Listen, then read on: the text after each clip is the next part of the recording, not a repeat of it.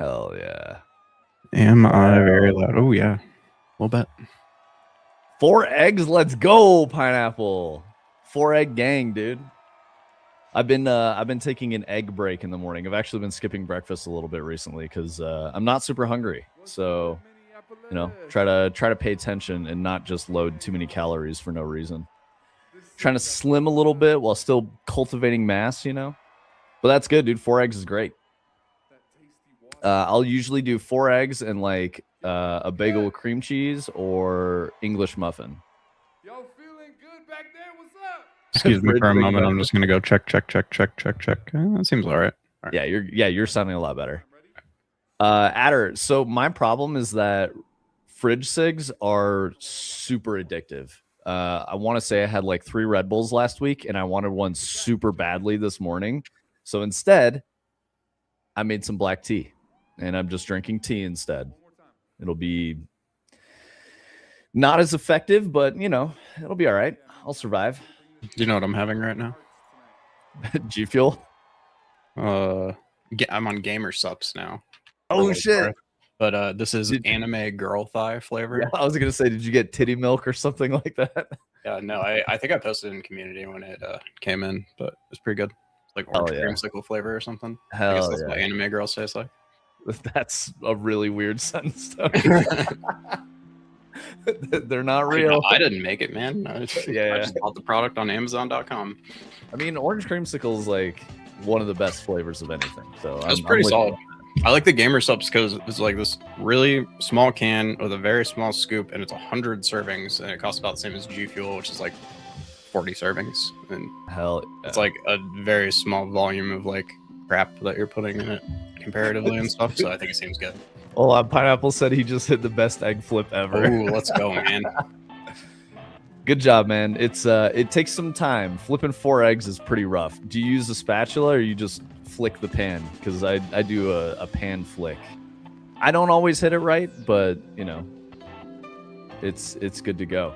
Adder, don't even trip, man. I mean, like, you know, make the best choices for yourself. Like, sometimes if you moderate your Red Bulls, you're good to go. The biggest lesson that I learned from Red Bull was kidney stone, which I'm sure you guys probably remember. But yeah, we had free Red Bulls at Bungie, and I was drinking a Red Bull every day at work, if not more than one, but usually just one. And yeah, I got a fucking kidney stone after like 5 years of that. I got my kidney stone from Go Fast, which is a local energy drink, because, you know, I care about the community. Supporting local energy drink. What's up, Sushi? How you doing? Coke Zero? Dude, that's not a fridge cig. That is totally valid. Coke Zero is way it's like a fridge Virginia Slim, you know? It's a fridge jewel pod. Yeah. Yeah, no, that's good, man. It's totally okay. Like, when I say I made black tea with like 2 tablespoons of sugar and like a bunch of cream in it, so it's very sweetened. Fridge Slim, fuck yeah, dude. Pan flicks are more fun. Yeah, I agree. You used your hand, bro? What? Just pick the egg up and like I imagine he just grabs the middle of the eggs and flips them over. He's like, that was the sickest egg flip ever of my life. So I mean, you gotta do what you gotta do not to break that yolk, man. So the trick, Pineapple, is when you're doing the pan flip, you have to like keep the edge of the pan low. So like you flip the egg kind of vertically and then like meet it with the pan and then slide under it and catch it. Yeah, dude, you just fucking flips the eggs over. That's amazing. Yeah, you can't slam it down like a dunk because then you'll break the yolks. But yeah, if you try to flip and catch, like you can do that, but the eggs will like plop a little hard and then you'll break your yolks. So if you don't care about that, it doesn't matter. That's what I mean. I will on occasion break the yolks by doing the pan flip. Would you also cook them in butter, or like do you use oil or mayo? Because you can actually cook eggs in mayo. I don't know if you knew that. You use oil? Okay, so I'm huge on the butter. I use a lot of butter when I fry eggs. I just like the taste. I think it tastes better. Milk, that's fucking gross. No, dude. Fry your eggs in milk. I mean, you gotta wait until like butter's a good indicator of like when to put the egg in the pan too. Exactly. Like, it's all part of the technique. So. Oh, what temperature do you like your eggs at, Pineapple? Because I can give you some advice. Oh, so Adder, the reason you use mayo is because it fries something very, very cleanly, meaning that you don't get a transference of flavor.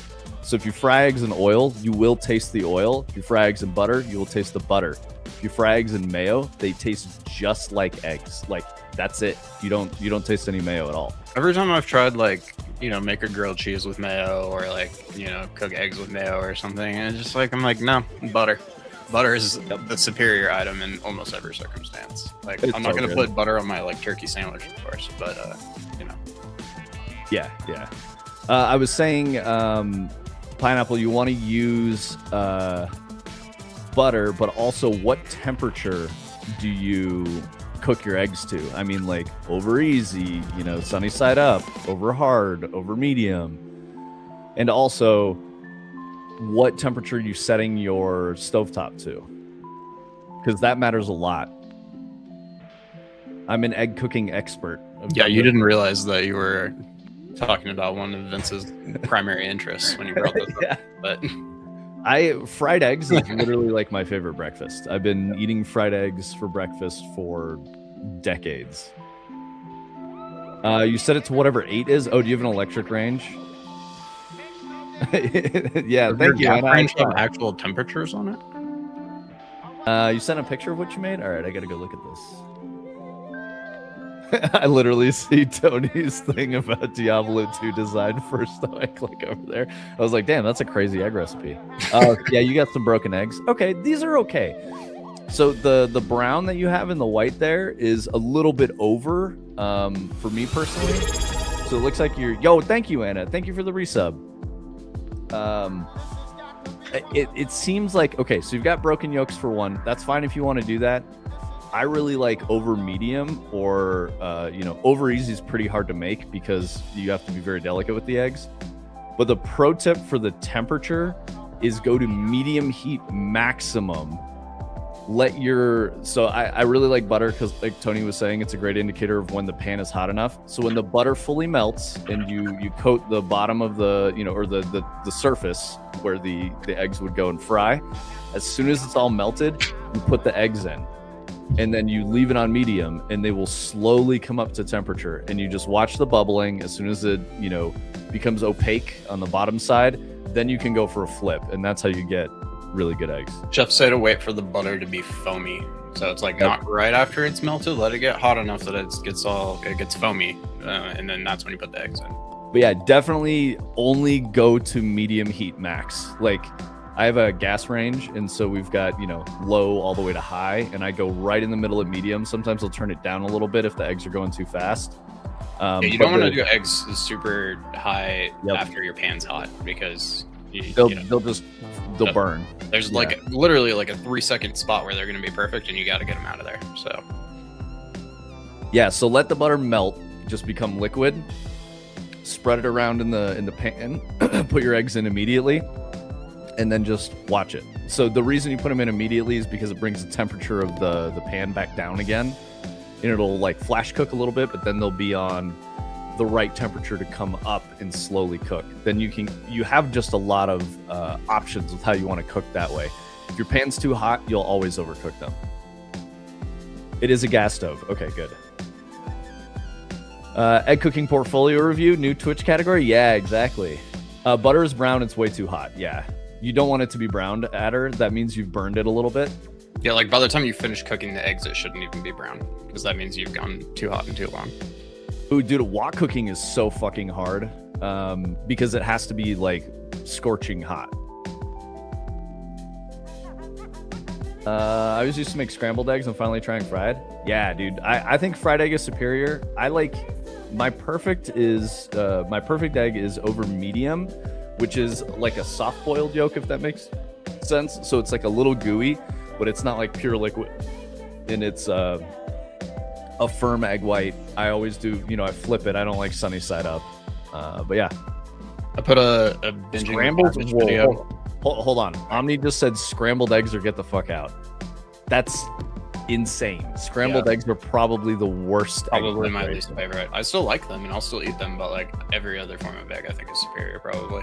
Absolutely. I put a binging with Babish video right under your post in general there, and I actually learned a lot of my scrambled egg technique from what he does in that video, and I actually used to really hate scrambled eggs, and if I make them the way that he makes them here, which mostly is just adding a little salt to them while you're whipping them up and then running them through like a mesh sieve when you put them in the pan, they come out like way more smooth and like buttery and perfect than they ever do otherwise. And I will actually eat them that way, and I think they're really delicious. And if you make this omelet from the bear, it's fucking amazing too. I've done it before, but actually, I have really to good throw this out technique there. in that video. You guys may not know this, but Tony's a really fucking good cook. You may not know this. He's like, he's very really good love at it. He cooking. takes this shit seriously. Absolutely, yeah. I try to, figure out how to do the good shit every day. He had us over for dinner and he fucking sous vide some salmon and crisped the skin and then made orzo for us. I was like, yo, what? This is fucking banger, dude. So, But yeah, he's a very good cook. So I would appreciate it. Scrambies or GTFO. Jesus Christ on me. Like I try to help you not, self-harm as much as I can, but like, bro. I mean, my wife would agree with you. I don't know if you like refuse to eat other kinds of eggs. Like she'll eat other kinds of eggs, but she wants scrambled every time if it's up to her. So. I scrambled is gross. No, I'm with you. I want like basted or over easy or like poached or something basically every time. I like scrambled when it's a British breakfast. Yeah, actually, LFK, I'm with you on that. Because like, there's a lot of like liquid in a British breakfast, the beans and the tomato and shit. And so if it's like all, mixing together, it gets kind of. Dude, I was hating before I went over there, but those beans hit, dude. They're so goddamn good. Oh my gosh. The beans, the sausages, and the tomato for breakfast is really fucking good, man. I mean, I hate a tomato, but like the rest of it, I was like, this is actually really fucking good.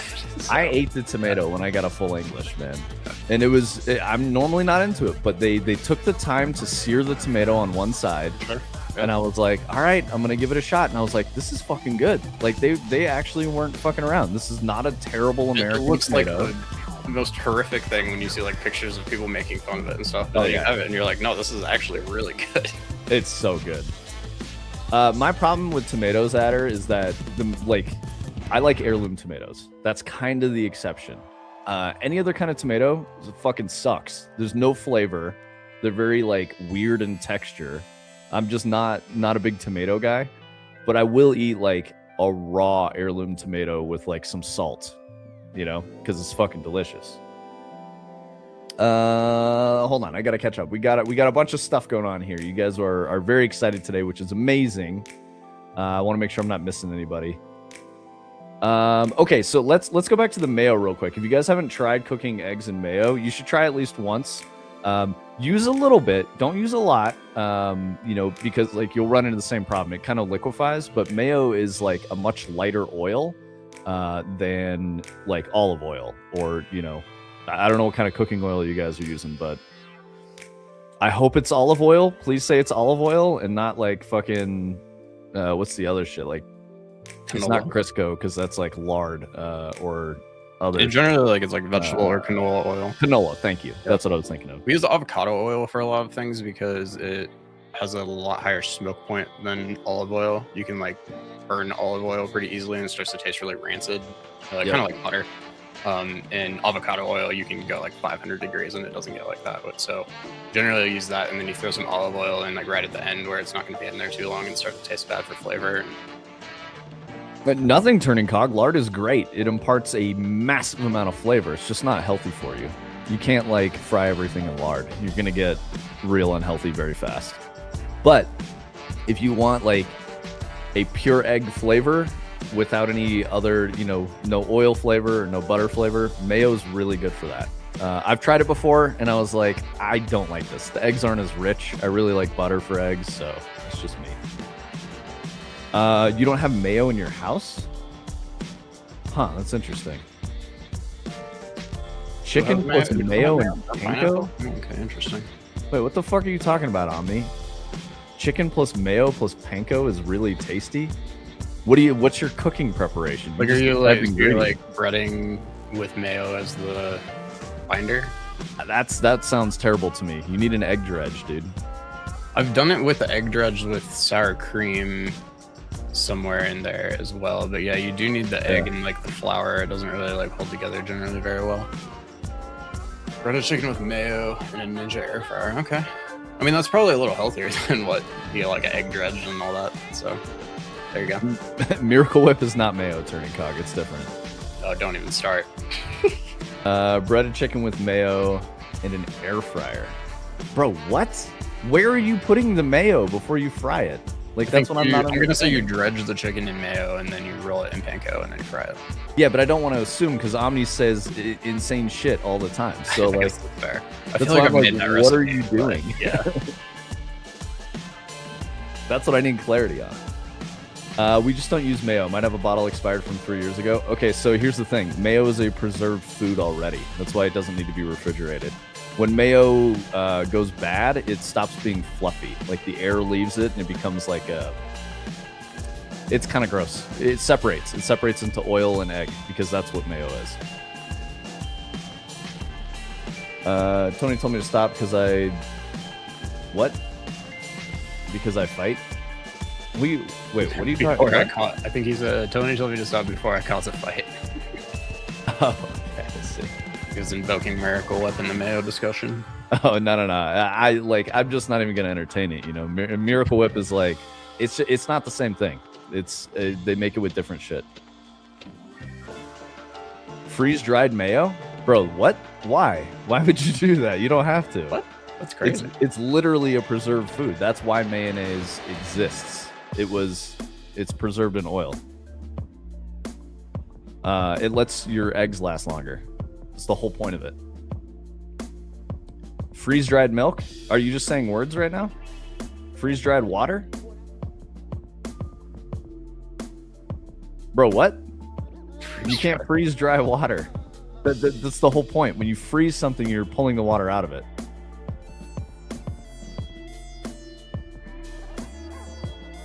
He's hitting you with the challenge accepted. Try me.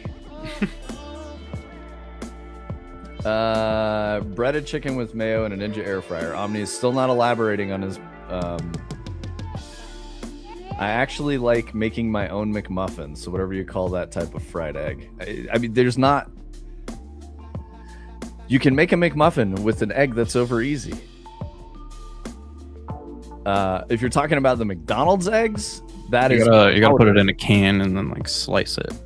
Yeah, McDonald's eggs are powder, and they're made with a cylindrical steel form. So they put the thing on the griddle, and they mix this like slurry together, and then they pour that into the thing, and then cover it with like a cloche or some shit, and it steams it. That's how they make weird McDonald's eggs. But yeah, they're powder. They're not actual eggs. You put your chicken in a small plastic bag, add fresh herbs, a bit of salt, and pass it through panko flour. Thank you, Anna. That's at least like a preparation instead of just saying words. I appreciate that you've followed the instructions here. That sounds like shake and bake to me. I'm sure you don't have shake and bake in Brazil, but maybe you do. But yeah, we had this, in the US, you could buy this shake and bake stuff where it's basically just like spice and breading in a bag, and it has a little, it comes in a little box, and you open that up, you pull the bag out, you tear the top off, and then you throw the chicken into that, and you just shake that motherfucker, and then you put it onto a cookie sheet. Let's see. Freeze-dried water will be there in our thoughts. I guess, man. I thought the eggs were the one true real thing from McDonald's. No, they're powder. I know, I used to think that too. Unfortunately. I crack an egg and put it in a round cylinder like frying pan thing, and I cook it on the stove, and it makes pretty much the same thing you see at McDonald's, but with real egg. Okay. You still have not clarified what the fuck you're talking about with breaded chicken and mayo, bro. Please. Please. I'm fucking begging you. Sushi, it's all easy bake oven food? No, not Yeah. Not steak and shake. Shake and bake. I'm correct. The eggs in McMuffins are like real eggs cracked freshly. Google says otherwise. They're folded eggs from a liquid solution. Yeah. So the liquid solution is like fucking powdered eggs. It's really weird. It's definitely, we're talking about McDonald's eggs in the United States too. That's the biggest thing. McDonald's everywhere else is different. It's different for every country. They don't have regional menus in the US though. They're all the same.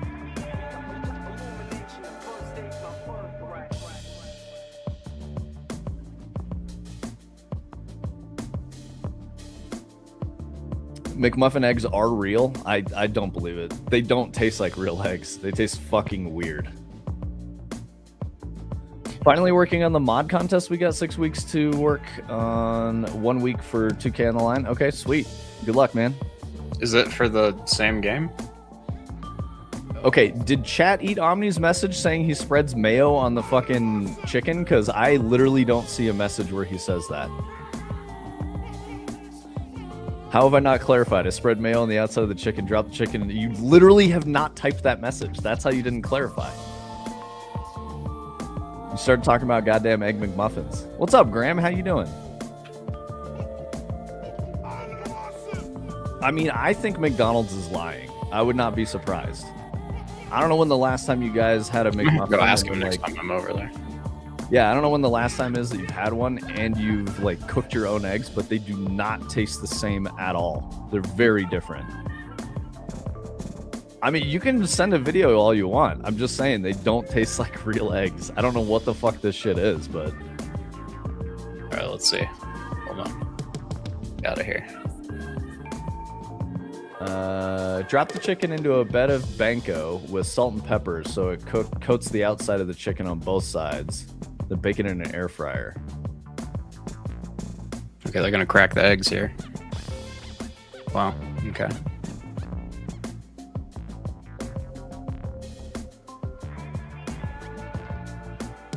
I find this, very convenient. I've literally never seen an Egg McMuffin egg that looks like that. Not one time. There's no, nice white on the outside. The yolk has never burst.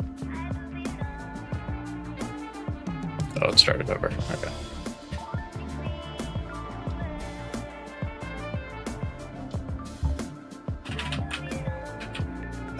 LFQ. I've also not seen an explanation from Omni until now. Thank you, LFQ.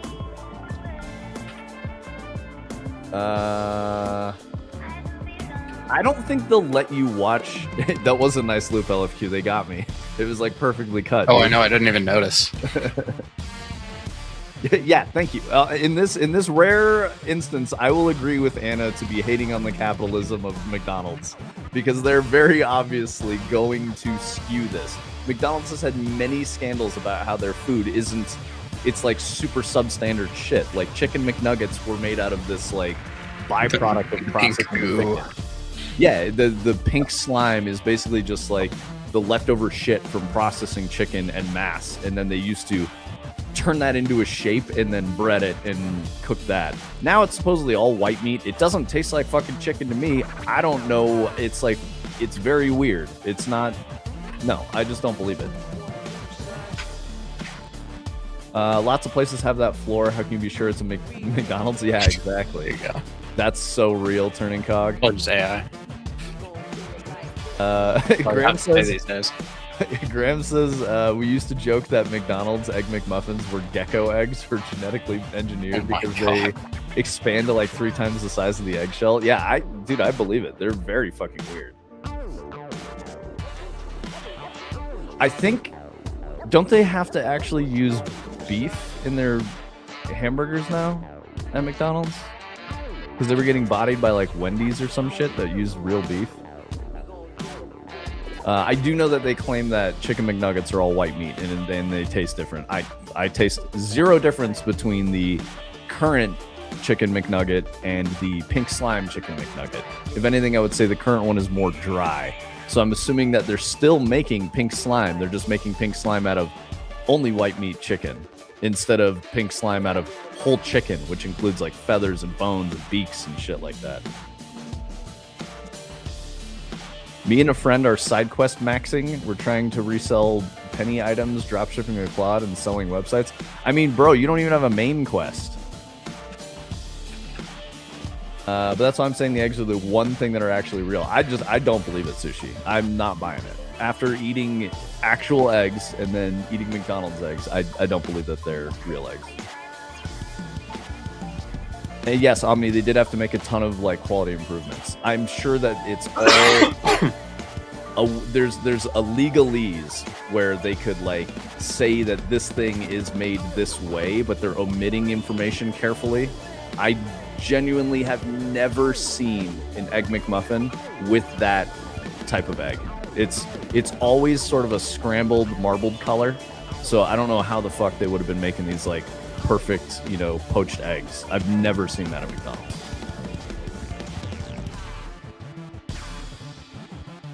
Every type of meat that is super processed is a smush you thing. Sausages are great, Anna. That's a very different thing. But sausages are when I talk about sausages, I'm talking about like artisanal sausages. Like someone made these by hand with a meat grinder. They were careful about the fat mix and the meat mix that goes in there, like what they're making. They use a natural casing. Like that's a good sausage. If you're buying like, you know, mass-produced Oscar Mayer or like Johnsonville, some shit like that, like, yeah, you're gonna get weird stuff.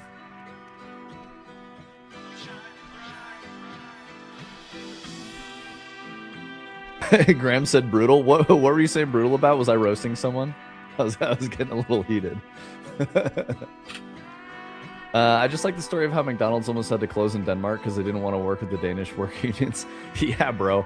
I believe that. I mean, McDonald's has to cave on that because their whole financial model is volume. So it's not quality, it's just quantity of sales. That's why McDonald's is a powerhouse. They're the first place to be like, we're going to use the cheapest shit possible. For what it's worth, guys, McDonald's did not start that way. They used to have like all handmade natural ingredients, you know, back when they started back in the 50s or fucking whatever, used to be great. And then over time, they would just maximize profits by shaving down the quality of everything to like bare minimum. I guess we don't have a main quest. Survive? Okay. Survival's like a admirable main quest. Oh, I don't like the Arkham games, dude. I don't even think they're goated. I think they're too simple. They get pretty boring. They're very cinematic. They look cool. If you're trying to be a Batman, does a pretty good job of making you feel like a Batman. Sushi's saying, can we talk about how nice the new Transform gizmo is in 5.8? Dude, almost worth migrating to just for that alone, honestly. Cog and I were talking about that yesterday. It's, yeah, so much better. I really like the like line that shows you how far you've pulled it and all that stuff. It's really cool. Hey, what's up, Gil? Can you really, Mega? Interesting. Okay. What's up, mocap? Yeah, Anna, there are some exceptions. I do like some highly processed foods, but I'm aware that they're not good for me. So I'm not like only eating highly processed foods. I do feel worse. Like if I go eat fast food and whatnot, I feel bad. Like physically just feel like, I feel like my blood is like old motor oil if I eat, you know, fast food. If I eat something that I made at home for myself using like actual ingredients, I feel fine. You like the VR? Are you talking about the Batman game? Pineapple? VR Batman? Everyone loves Arkham. I don't get it. You know, and I'm not saying they're bad games. I'm saying I don't like them. They're just not for me. I think they get boring. You can get those gizmos in previous versions, says mocap. So you can get the gizmos in 5.7. Sweet. Me and a friend have been playing a lot of Sky Factory 4 recently. I have like 13 hours of content recorded that I'm dreading to edit. Well, why are you editing Factory Minecraft? Or is that a game? I have no idea. Must But be also, like why are you editing? Like, what are you doing? Haven't upgraded to 5.8 yet. I have trauma from the last upgrade. I mean, Gil, if you have a project in flight that's not using 5.8, there's not really a reason to go to it. You could definitely get 5.8 and start a new project in 5.8 to explore. I mean, that's what Tony's doing. You could just like make a copy of your project and upgrade it and see what happens. Oh, Sushi, I'm not a keyboard guy, so I didn't respond, but I did check it out. Tony, did you see Sushi's keyboard that he posted in Discord? Oh, I did. Yeah, sorry, I didn't mean to respond and totally forgot, but that is very cool. I don't know if you ever saw like there was a keyboard called like the Optimus Maximus in like 2002 or something, where every key was like a little OLED, and that thing's kind of doing the same type of thing. It's pretty cool. One thing I couldn't like I was like thinking about the keyboard a little bit, and I was like, I don't really look at my keyboard. That was the only thing that I like. Yeah. Thought, like maybe I wouldn't get a lot of use out of that keyboard because I don't really look down very much. But it was very cool. And I like the fact that I can like, you know, macro around very different programs and stuff, which I'm sure other keyboards could do, but it wouldn't be very obvious and would be confusing. So it is cool. I will leave this keyboard behind when it finally stops working. I have spilled at least 2 glasses of water into this and 3 beers, and this thing continues to function. I just immediately unplug it, take it outside, rinse it out with a hose, shake the fuck out of it, let it dry in the sun, plug it back in, and it works. So I can't abandon this. It's a Razer Black Widow Elite that I bought at Best Buy like 15 years ago. Sushi, that's a good argument. I guess you'll probably start using keyboard shortcuts for things that you never did before because you don't have to like look them up or memorize them or anything. So yeah, that's pretty cool. Did you back that on Kickstarter or did you just buy it? Because I know that was a Kickstarter at one point.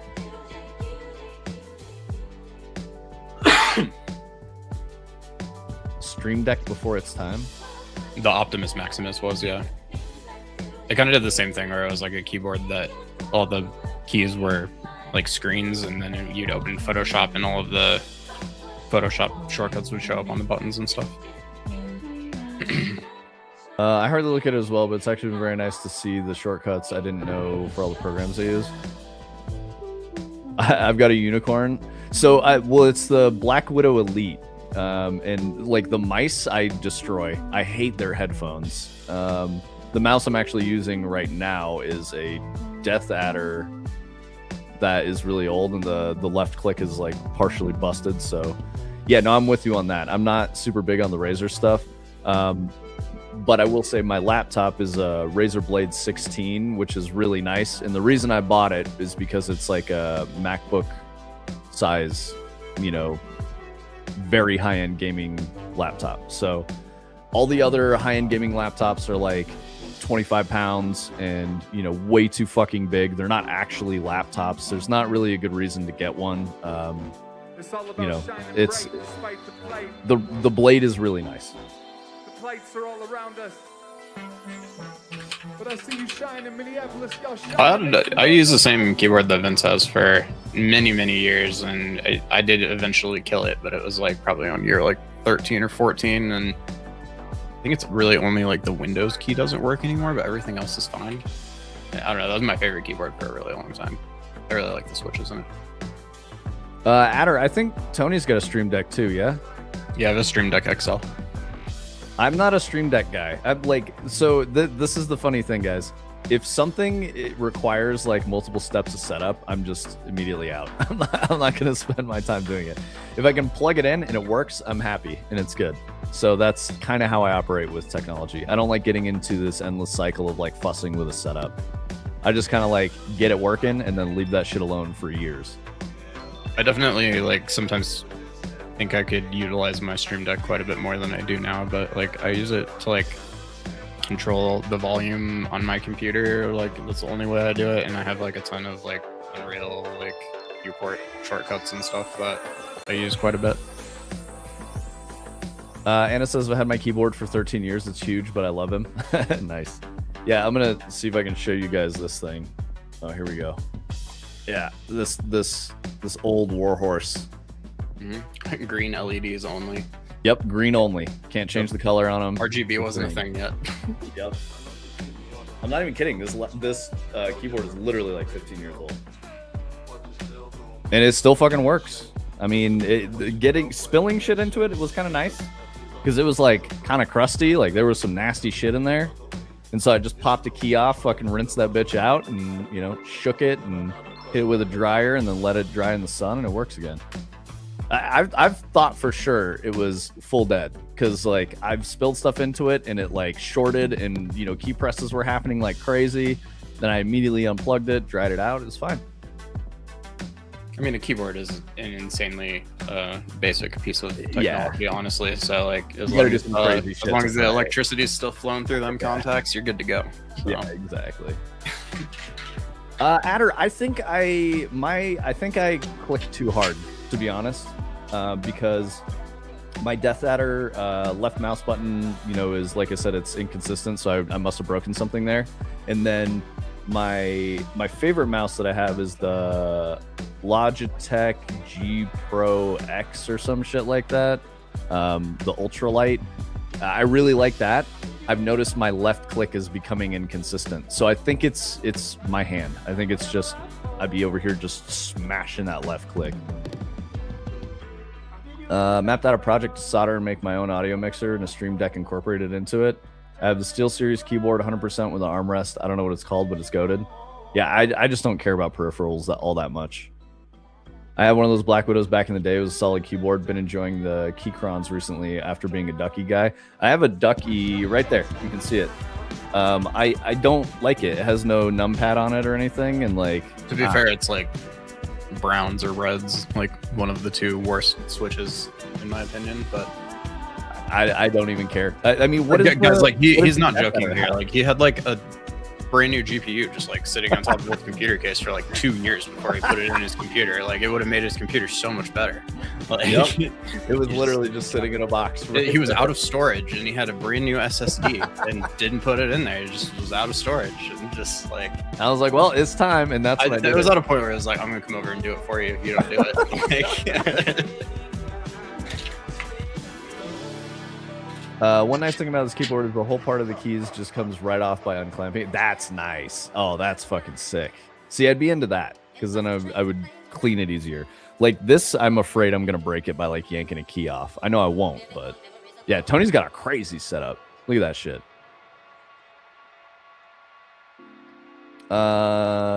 Smashing out like and subscribe. No, clicking heads at her. That's how I wear out my left click. Just clicking on heads. Stream Deck. 3D mouse thing, space mouse, and then I have this Ergodox keyboard, which is the only keyboard that I've used for over 10 years. Yeah, so Mocap says he really likes the Stream Deck, uses it for gameplay captures, a lot of other stuff because he set up macros. The whole like you can set up macros and it can do whatever you want is too much effort for me. I'm out. I'm not going to do that. Vince has never run a macro before, guys. Yep. Even when I multi-boxed World of Warcraft, I did not use a keystroke replicator. I alt-tabbed between windowed versions of the game and set up hotkeys that, like, I memorized the hotkeys over time. But, yeah. What's up, Illuminous? Viper also doesn't care about peripheral vision on Laguna Seca. Yes, I do. I was in VR, bro. I was looking left and right, like, the whole time. We'll get him that car radar next time, and then he'll know. Or we'll know. Yeah, you guys will know. I mean, to be fair, when I had contact, I was probably taking a bad line. Omni says I have a Ducky for art that has all the keys replaced with the duck keys. Why though? Tony, are you using your space mouse more now? No. Yeah, Space Mouse seems like it was kind of a bust, right? Like you used it for a little bit. No, like I do like it, and I think like if I would make the effort to actually incorporate it into my workflow more, like it would probably be good. But it's just like I've never made the effort really. So I don't know. If I was doing a lot more Blender, I think it would be worth it. But just I don't know, flying around the editor, sometimes it doesn't totally make sense. Ooh, Mocap has Mortal Shell 2-pilled. Let's go, dude. I'm really looking forward to it, Mocap. I really am. Like, genuinely, I know it seems like I'm gassing at her up, but I seriously am looking forward to it. It's the most interesting game to me in a long time. I haven't played Kazan yet, but I kind of want to play that too. I don't know. I don't want to be buying new games. I definitely know that I want to play Mortal Shell 2, so that's like where I'm at. I did recently install Octopath Traveler 2, and I started that. I didn't get very far. I just am basically in the very beginning of it still. I think probably the same, but it was 2011. I don't know, maybe 2013. Still haven't worked it into my workflow yet.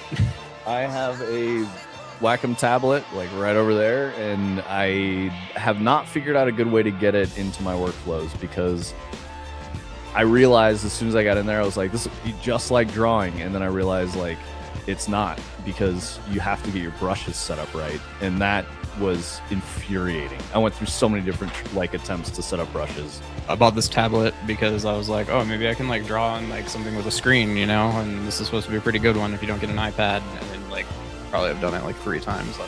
Yep.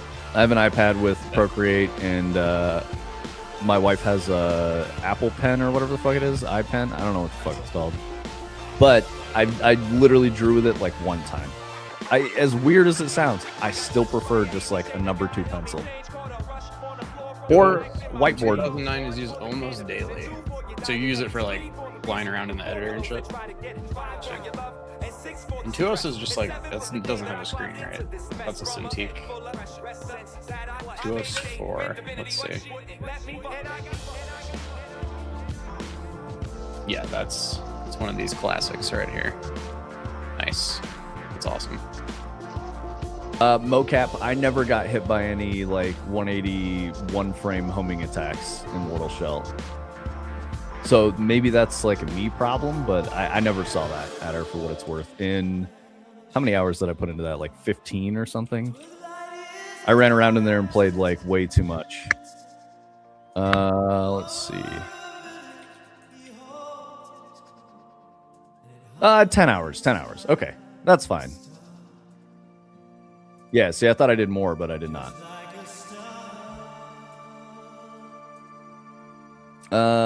Let's see. Bought a pen tablet. Already read that. Intuos 4 still used daily. Nice, dude. Paintovers, modeling, and editor work. Yeah, I mean that's a really good idea. I mean, you're a professional artist, Adder, so it makes a lot more sense. I have a love-hate relationship with making art, illustrating. I found that, like, as weird as this is, the things that work the best for me is like dry erase board and a dry erase marker. I find a lot more success doing that when I'm illustrating things. You know, matte painting and whiteboard stuff with it all the time. Yeah, totally. I think I just need like a good brush setup, and then I'll probably be happier with it. And yeah, it's like anything. You get your workflow dialed, and you can just kind of sit down and go. That's the most important thing a lot of the time. Yeah, and as we've already, you know, come to understand, that ain't me. I'm really bad at doing that shit. Had about a week's worth of interest in digital drawing and got an okay pad. I haven't touched it since. Yeah, I mean, that's the same thing, LFQ. Like, I've been drawing since I was like 8 years old. I used to really, really love drawing. And I almost want to say, like, art school, while it made me a better illustrator, it kind of made me dislike it. Like, I did too much of it, if that makes sense. Okay, I have kind of a good example here. I don't know, you know, the degree of intensity that Anna has with her arts and crafts projects when she does like wood burning or painting or something like that. But it seems like the way she approaches it is in a very calming, creative way, and it's like something she does in her downtime. That's how I feel about drawing. That makes me feel great. When I have to do it for a project or something I'm working on creatively and it becomes work, I actually start to hate it. I really don't like doing it. So, you know, obviously I think that's a me problem. The one creative thing that I've done that I can make work, that works well, you know, that I can turn into a job is writing, like writing words. That has never been a problem for me. That's always super chill, and I'm good at it. So, makes me happy. I spent my whole career finding ways to be an artist without painting a picture. I mean, dude, you know, creativity is a struggle, man. It's agony, and like creating something is hard, and you got to find, each individual person has to find their way through it. Nah, you didn't get a pineapple. Who got it today? It was pineapple at 10 a.m. on the dot. Oh, there we go. All right, never mind. You did get it. My bad.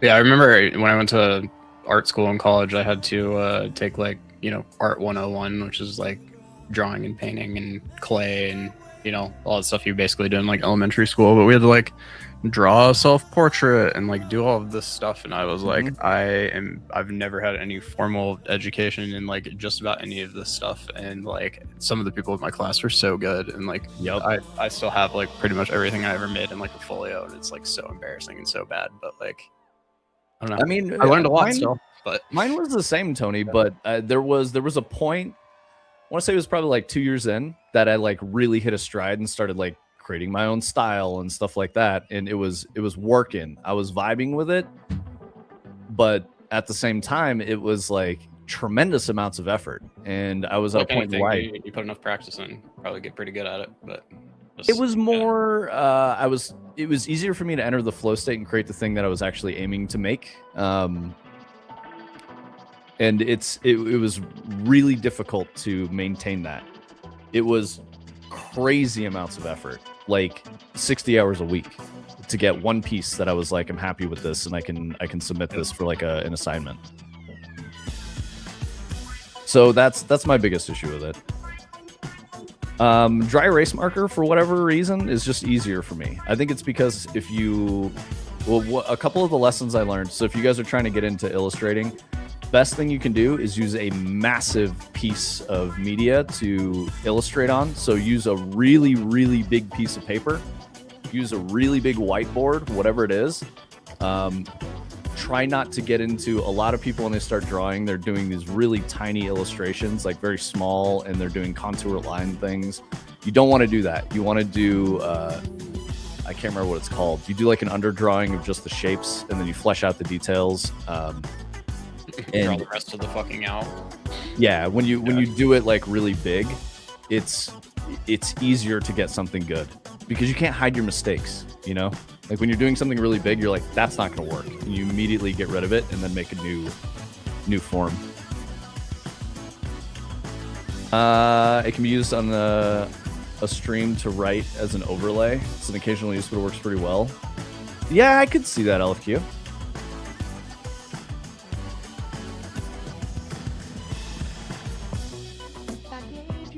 Contour line is great for exercise to learn how to see. I disagree, Turning Cog, and only because I was contour line illustrating for more than a decade, and art school broke me of that habit entirely, and my overall compositions and proportion became better. So like a good pose that was in the correct proportions was much more achievable.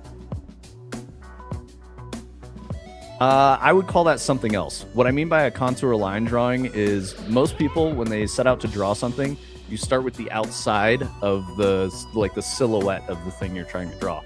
So if you're trying to draw a horse or a car, everyone, you know, who is untrained will do it the same way. You start in one spot and then you kind of draw the whole shape and then you try to get into the other stuff. Don't do any of that. Set up like geometry for an underdrawing, you know, use a straight edge. Yeah, ovals are very hard. Ovals take like a lot of skill to get good at. But yeah, you can't wait for Saturday? You gonna do some fireworks and stuff, Pineapple? Also, hell yeah, God bless America type shit. Happy 4th of July, everyone who celebrates. I understand if you're mad about it, cool, but keep that shit out of here. We love this country. Hell yeah, brother. I'm very excited. I'm excited for 250. I hope nothing bad happens. That's That's all I'm hoping for, because this is, you know, a contentious year, and you know, some people really want to be negative about 250, but I'm excited about it. I hope it's a very cool show. See, I understand some people hate fireworks because of dogs, and they have dogs, and I get that. I don't know. I've never had a dog that freaked out with fireworks, so it's hard for me to relate. I've had dogs. Men definitely do.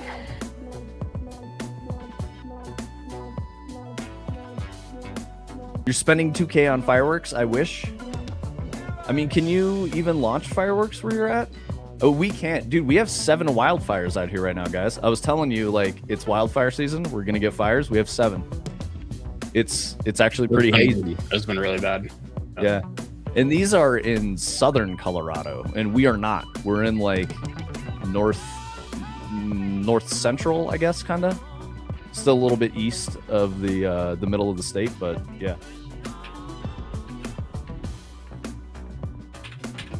We did have last weekend the city fireworks show happen, so we went out on the porch and we could like see them going off. It was cool. They do it over a lake, so it's a lot safer. Where do they do it? Wanaka. I don't know if I know where that is, but okay, cool. There's a lake over here, which is really weird. There's like the one that's like right by your neighborhood. Yeah. Oh, okay. Like, yeah, I rode bikes over there with my family recently. Yeah.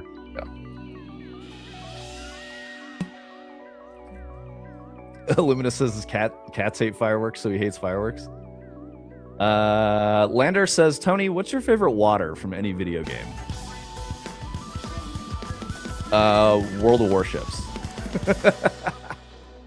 I don't know if I've played like a ton of games with like really good looking water. I want to say I think Sea of Thieves looks pretty good, but I am not into Sea of Thieves and I haven't really ever played it.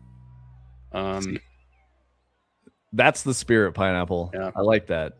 Ooh, okay, wait, Tony, I got one for you. Wind Waker water.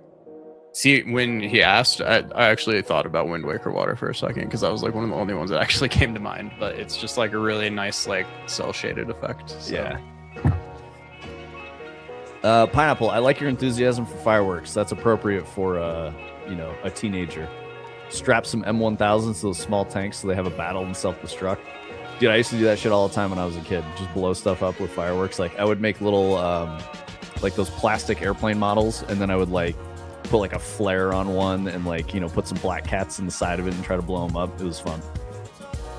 Sea of Thieves does have amazing water. I agree with you guys on that. I think Sea of Thieves might have the best water. There's water in the not Black Desert game. Crimson? Desert. Yeah, that game has like rivers with like real simulations and like all sorts of really crazy shit that actually look really good. That might be a decent answer. Do you have the comfortable vest for the dog? Turning Cog is asking. I think of all the dog people. Oh, the Thunder Vest?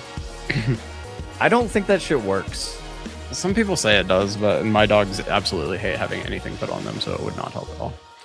In my experience, I grew up with relatively smart dog breed. Like I had a standard poodle, but if he would get upset about anything, I would just like put my arm around him and be like, "You're okay, buddy." And I would stay like really calm, and he would like key off of my feeling and be like, "Okay, it's fine. I don't need to worry about this." And he would just chill. Like he never really got worried because of that. So like, I don't know. I'm sure it's different for everyone, and every dog is different. And some people's dogs just lose their fucking shit and they can't handle it, and they get really, really scared. So I understand. Uncharted Water 1 or 2. It was probably 2, Sushi. 1 didn't look that great. 3 looked a lot better, but I don't remember a lot of water being in 3. My neighbor's uncle sat with us last year and let me shoot off his 2-inch mortars that he had like 8 of them. That's sick, dude. Trying to make your Claude websites look good. The neighbor's dogs join you on the fireworks. Nice. So the dogs are lighting fireworks too? You give them a sparkler and they just run around?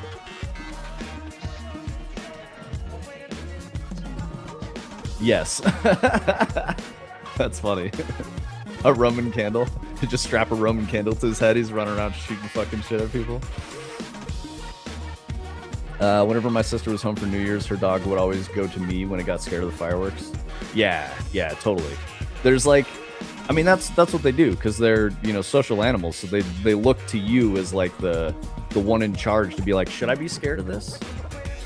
And if you're just like, nah, it's cool, man. A lot of the times they'll just chill out. I've seen people strap Roman candles to RC planes.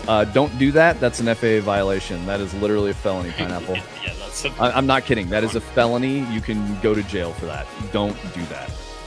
Yeah, for real. It's super bad. There were YouTubers that were trying to do shit like that, and they all got like federal aviation law violations and had to go to court. Only the military is allowed to make a flying weapon. Projectile launcher. Yeah.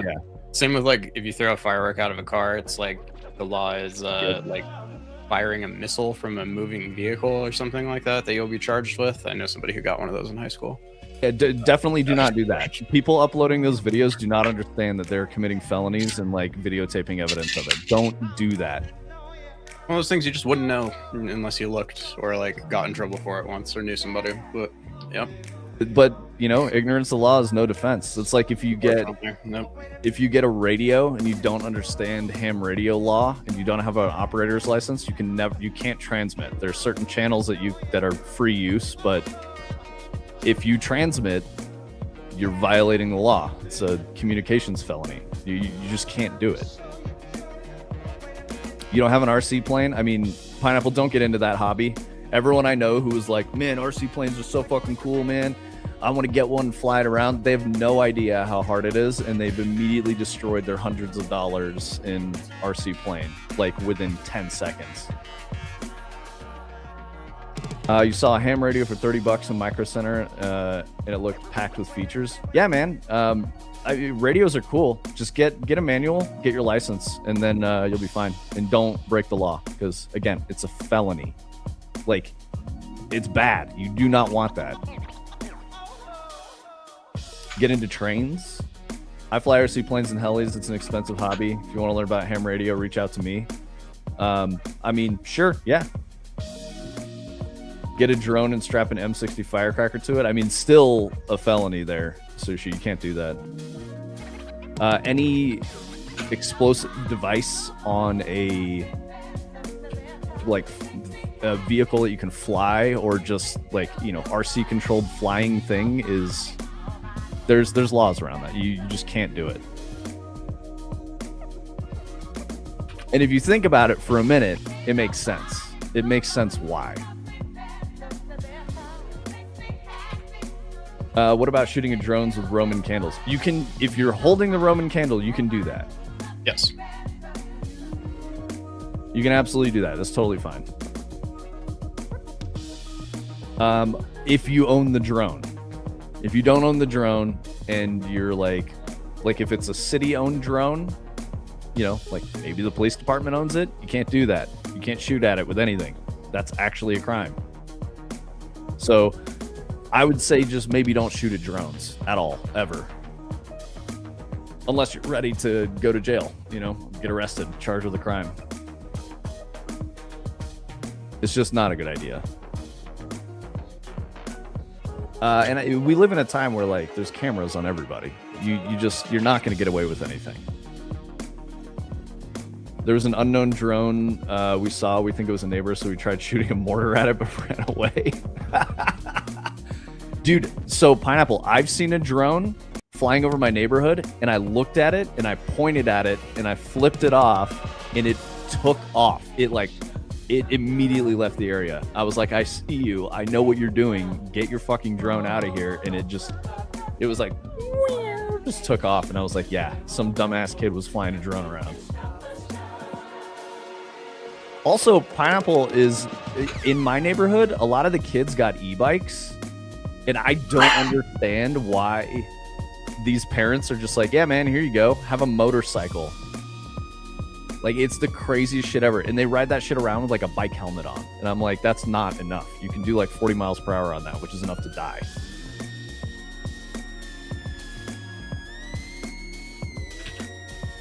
Yeah, e-bikes are not a toy. They're very, very dangerous. Like, just, yeah. it's not a toy. It's a very good way to like have a life-altering injury.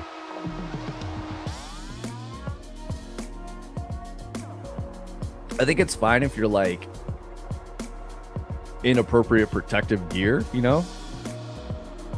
Cool. Do whatever you want to do. But I think it's crazy how there's no regulation on that.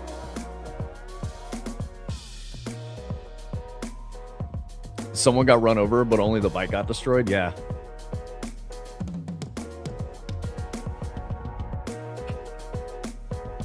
I mean, 20 miles per hour is enough to kill or maim yourself, Sushi. And I think the problem is that you've got kids on them with like no training or understanding, and they're just zipping around really fast. Yeah, no worries, man. Have a good workout. I mean, getting into trains is, I think that's reasonable. Nothing wrong with trains.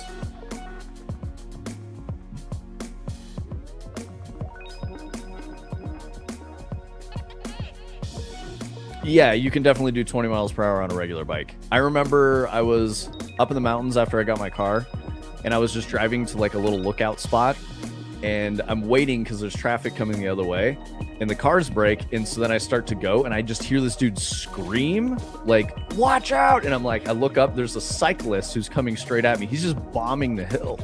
This dude got into like a crazy confrontation with me, and he was like, I thought he was going to hit my car. And I was like, don't fucking do it, dude. Do not. Because, like, now, you know, cops are going to get involved and, like, the shit's going to be crazy. But he was screaming at me about something. And he was like, watch where you're fucking going. And I was like, dude, you were speeding down the hill. I was like, I guarantee you weren't doing 15 miles per hour. You were doing, like, 35. And he kind of, like, realized that I was right. And I was like, if you want to keep pushing this, like, you were fucking speeding. Get the fuck out of here. What's up, Vib? So, but yeah, we have a cyclist problem here in Colorado. It's the most popular place in the country to train for cycling because of altitude and like a robust cycling infrastructure. And motherfuckers still want to be on the street in their bikes, like in the middle of the street. They will ride like 3 wide on the shoulder, so you have to like either go into oncoming traffic or hit one of them to get around them. It's very frustrating.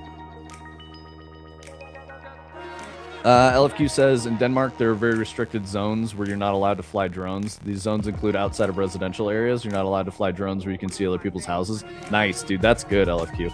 I'm sure it's kind of the same here, to be honest. But, you know, we Americans are spoiled with freedom, so people are just like, oh yeah, I can just go do this. Good to catch you guys live. Been a minute. We're here same time, same days every week, bro. I'm glad you're here. Huge discussion in Rio because people are driving e-bikes in the middle of heavy transit without a care for transit laws or safety issues. A mother and her son got killed when they fell and got ran over by a bus. Exactly, Anna. That's what we're seeing, some of that here too, which is crazy. Omni says, some lady turned right into me on a bicycle in the bike lane and hit me, looked at me and goes, really? And drove off, hit and run. I was stopped at a stoplight. Had she looked right before turning, she'd have seen me. Yeah, I agree with that. We've got, like, the cyclists in Colorado are convinced that they own the road and they need to be in the road. And it drives me nuts. I mean, like, we also have a lot of like outdoor fitness culture in Colorado. So there's a lot of runners who will run through my neighborhood. We have a ton of walking and bike paths, like miles of that shit in my area. And they choose to do it in the street. They will be jogging in the middle of the street. It's happened so many times.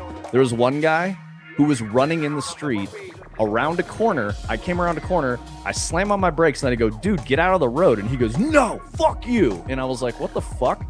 I ran into that guy like 3 or 4 more times, still running in the road. So I called the cops, tell them like, hey, there's this dude that just keeps running in the road. He's always here around this time. And I was like, there's no way that's legal. And the police officer was like, well, if it's in the neighborhood, it's actually not illegal. And I was like, really? And she's like, yeah, I'm sorry, you know. I was like, all right, I just don't want to like hit this guy because he's running with like headphones on in the middle of the street. There's plenty of sidewalks. Like, I don't know why he's doing this. And she's like, you know, I'll tell you what. She's like, I'll come by and see if I can see him. And if I see him, I'll talk to him and just kind of advise him like, hey, maybe this is unsafe. Like, you know, you said he's doing it a lot. And I'm like, yeah, like predictably, like every other day that dude is in the street in the same spot at the same time. I have not seen that guy since. I would bet money that the cop found him and was like, hey man, get out of the fucking road. And then he probably listened to the police because I literally haven't seen him since then. It was great. But yeah, he didn't break any laws. There's no citation for it. It was just wildly unsafe. And I was doing a little bit of internet research to try to figure out why the fuck people would be running in the street. And apparently runners believe that it is better for your knees and your ankles to run on asphalt than concrete. I don't know why. They believe that the asphalt is softer and that it's like less damaging to their joints. Absurd. Yeah, man, been swamped with construction at home for the last month. Finally starting to slow down again. Had a proper sleep cycle with construction, which is fading away. Caught you guys live after a while. Yeah, no worries, man. I appreciate you being here. Hope you're doing well. FAA is pretty strict with things, and almost every drone straight up won't let you operate the drone in a restricted zone area. It's actually kind of nice because I don't have to be too active with knowing where the restricted areas are. My drone will just tell me. Yeah, that is nice, Sushi. Omni said, I also noticed when I live in Colorado, it has some really angry road rage drivers. I think that's just everywhere, bro. Road rage is a problem, like, in the United States for sure. I used to long distance cycle to and from work every day for a few years and hit and runs were almost a weekly occurrence in San Diego and San Francisco. Me personally, I would get bumped at stop signs and left turn lanes all the time. High vis gear, followed bicycle road laws and guidelines, and eventually called it because it was super dangerous. I mean, that you used your brain, Adder. Like, you were like, shit, this is a risk to my life. Like, what is this game I'm playing? You know, when you lose that game, you get hit by a car? Do you like that? Doesn't seem worth it to me. He's doing the Game of Thrones thing again. You win or you die. Yep. I'd actually believe that. Concrete is solid. Asphalt, I think, gives a little. It will, guys. The biggest human being is like 300 pounds. You're not going to do anything to asphalt. Like, you will not feel any softness or give in it. The physics doesn't work for that. I even looked up studies about it, and people were like, there is literally no difference. The argument is true. If you're running on gravel or dirt, yes, you run a risk of injury, but it's from like a rolled ankle. It's from an imbalance in your gait. So if you're running on a hard surface at all, I think the clear argument here is don't be in the fucking road because cars go in the road and you are on foot. Why would you do that? It's like a crazy decision. Yes, Adder, cars are different though. You know, a car is like a ton. Dude, that's kind of crazy. It's probably, is it because of speed? Because you can actually keep pace with traffic? I would assume that, because like a motorcycle can move with traffic. But yeah, I had a bunch of friends that all rode in our early 20s. I never got a bike, but every single one of them had an accident. Every single one. Varying in severity. You know, one dude I knew totaled 3 bikes, didn't actually get too fucked up, just kind of some road rash. One dude I know got hit by a lady at like 40 miles an hour, knocked him off his bike. He slid through the street. He was totally fine, didn't get any like road rash, but because he was sliding on his back, his heel hit the divider in the road and like spiral fractured his tibia, like from ankle to knee. So he's got like a metal rod in his leg, and that made him like almost quit riding. He switched habits. But then one of his friends got rear-ended by someone, broke her back, and that person hit and ran. So he was like, I'm done with this. Like, it just doesn't make any sense. And they did this for like 6 years, maybe. We're doing good, Vib. We're chilling, man. We've got 4th of July coming up, America's anniversary, 250 years on Saturday, so we're excited about that. A couple weeks ago was a UFC event on the White House lawn, which I was very excited to watch. That shit was awesome. UFC Freedom 250. But yeah, dude, it's a good year for the United States, I think. So as an American, I'm feeling good. Sucks how drivers tend to treat cyclists. Some cyclists are dicks, but most are totally respectable people. Yet the entire persona that gets attached to cyclists is as if they're willingly trying to ruin other people's lives. All right, so Sushi, I don't know. Do you ride in the street and stuff? Because that is extremely common here. There are huge groups of cyclists there. It's daily. If I go outside right now, I guarantee you I will run into a cyclist on the street. Like, I will just see one. And the thing that they don't do, we have bike lanes. We have a whole system of bike trails that are not on roads where you can go from Denver to Boulder, which is like 35 plus miles, something like that. You can ride your bike the whole way on a protected trail. You don't have to get on the road. And people still get on the fucking road here. And they will be in the road. They're not like in the bike lane. They're in the middle of the fucking road. And they're just doing, cruising along 15, 20 miles per hour, holding up traffic, risking their lives. There's no fucking reason to do it. So, that being said, those guys are willingly trying to ruin other people's lives. They really are. They're in some stupid fucking dick measuring contest about whether or not they're allowed to be in the road. For what it's worth, my neighbor across the way is a retired professional cyclist. I asked him if he ever rides in the road. He goes, "Fuck no, I don't want to die." And I was like, "Thank you, Doug. You are fucking based. You are the GOAT." And I was like, where do you fucking ride? And he's like, "On all these trails we have. It's amazing." He's like, "I can go miles. I can ride all day and maybe do 10% of the shit in the fucking, in the state, in the area." And I'm like, hell yeah, dude. So I respect that much more.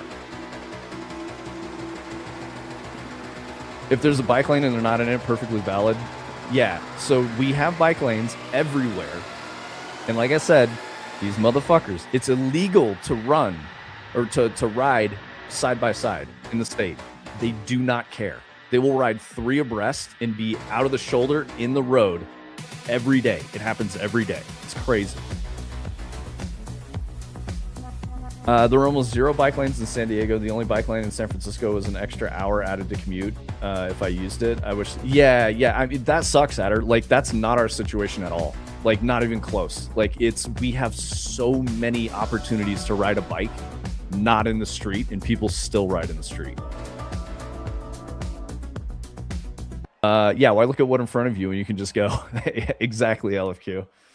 I lost an uncle to a bike accident and another lost his right leg. Oh my god, Anna, that sucks. Jeez. Are you talking about a bicycle or a motorcycle, Anna? That's horrible.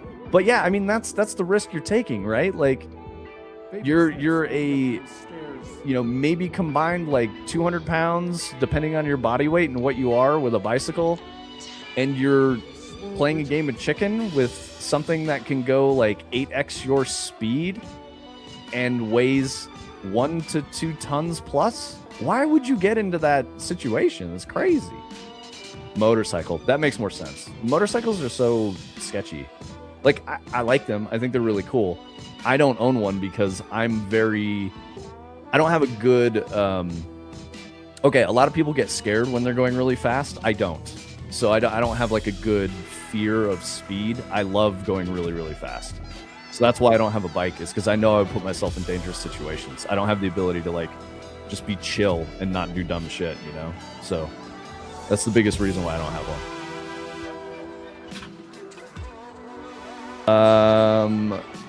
I do try to stick to the curbside. Oh, okay, so I see, Sushi. So you're a cyclist. That's why you have this opinion. Adder says, I was in the best shape of my life, though, so that was nice. Riding on sidewalks is also a big no-no in the States. I would get up on the sidewalk for a section in San Diego and get tickets. So, Adder, we actually have hybrid laws in Colorado. It's perfectly fine for you to ride your bicycle on the sidewalk. And you're subject. So here's the thing: if you're on the sidewalk on a bicycle, you're subject to pedestrian laws. So that's where you can you have the right of way and all this other shit, and you're protected by pedestrian rights when you're on the sidewalk. When you're in the street, you are a motor vehicle operator, so you are subject to traffic laws, and cyclists break them constantly. I've seen cyclists run lights. It happens every day. They just do not give a fuck, and it's the craziest thing. Oh, LFQ, you want to weigh in on this comment from Vib? Denmark has had some super cycling infrastructure, but at the same time, I saw a cyclist behaved in Amsterdam, and that was quite a contrast. But then again, where I'm at, there are no rules. In Copenhagen, there are more bicycles than there are people. Yeah, I mean, that makes sense, though. It's like a smaller European city, right? Like, your road infrastructure is actually well-suited to cycling. Everything is so spread out in the United States. Like, we connect everything by roadway. So, it doesn't make sense. Unless you live in, the Boulder-Denver area, in which there are a robust system of supporting cycling. Like, you don't need to be in the road. It's the craziest shit. $550 ticket to be on the sidewalk on a bike in SD? Dude, that's crazy, Adder. So that seems like San Diego doesn't really understand where they want to come down on, like, cyclists' rights or whatever. Like, y'all want to take it up and keep it up? Make some noise, Minnesota. You guys bring up eggs and cyclists on the same day? Tony's crashing out.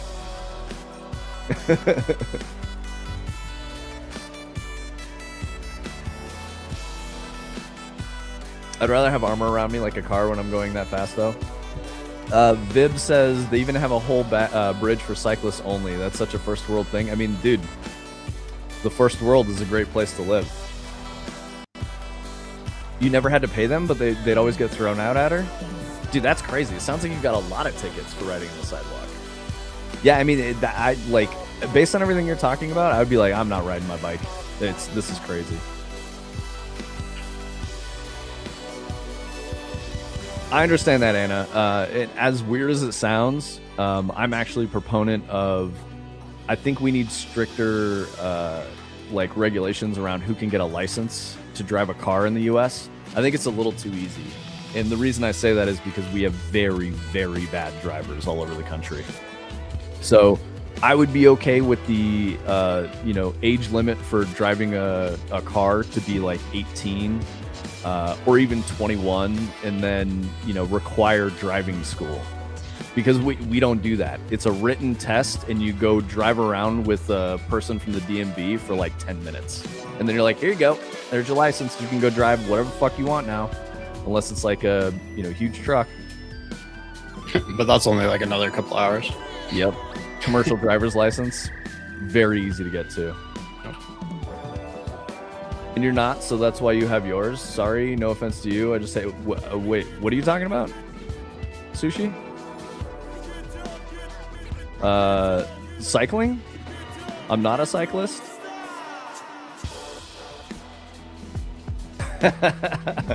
I mean, bro, you feel free to play the game with traffic. Have a good time. I don't think it's going to work out in your favor.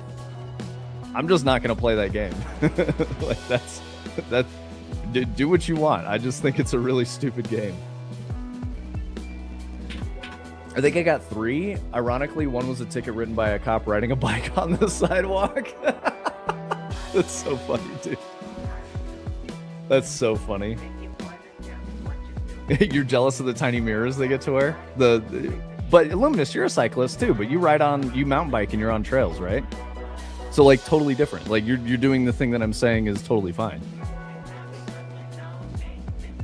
Yeah, exactly, Vib. I've heard some tales about driving in India, and it's horrifying. It's very scary to me. Like because there's so many people, right? You just kind of like vibe and you like work your way through it. Like traffic law is just a suggestion.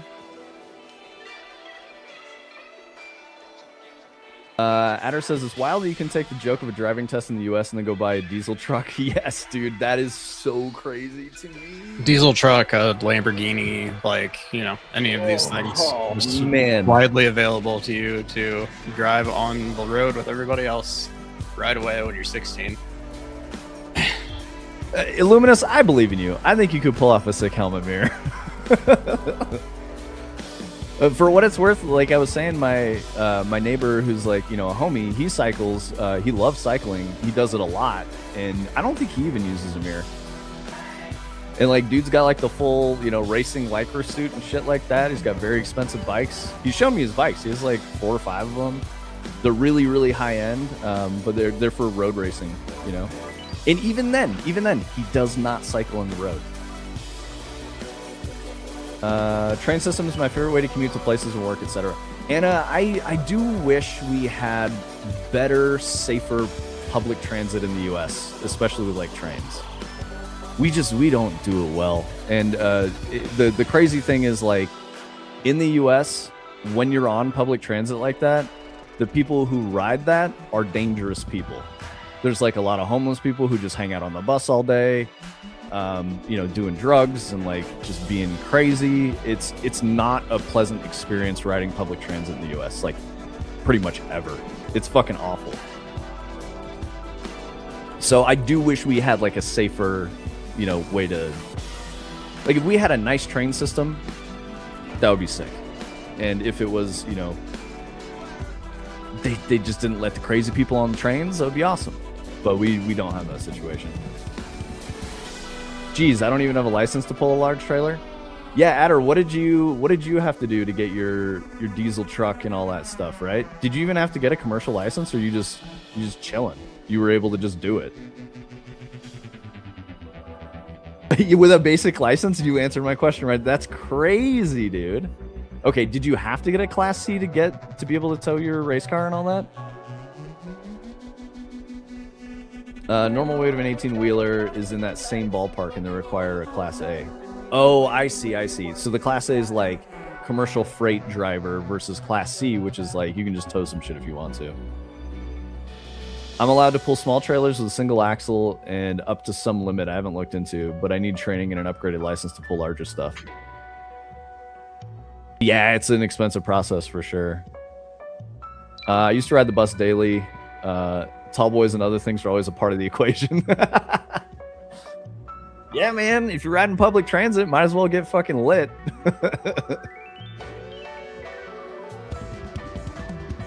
I think it depends on the event you're trying to compete in, Turning Cog. Racing licenses are specific to like sanctioned, you know, governing body events like SCCA events and shit. But I don't know. Adder obviously is going to know the answer to that since he actually does racing. Let's see here. What else do we have? Let's get on to some video game stuff. I got hella things to talk about. Let's see here. Okay, so we've got an article about Dead or Alive 6 that I kind of wanted to check out here. Tony and I were talking about this yesterday, I think. So Dead or Alive 6 was remastered into Last Round, and Koei Tecmo is basically saying like some of the DLC you have didn't carry over to the port, and you'll have to buy, you know, a new thing. Also, some of the characters that you had before are just not included in the new version. So it's in a really weird place. So it's getting review bombed. The thing that I think is weird about this is I don't even know who's playing DOA anymore. Like, I don't think DOA is a popular fighting game. I just watched Evo this weekend. DOA wasn't there. No one was playing DOA. No one's talking about it. Class 8 is a CDL, but without the insurance requirements for professional use.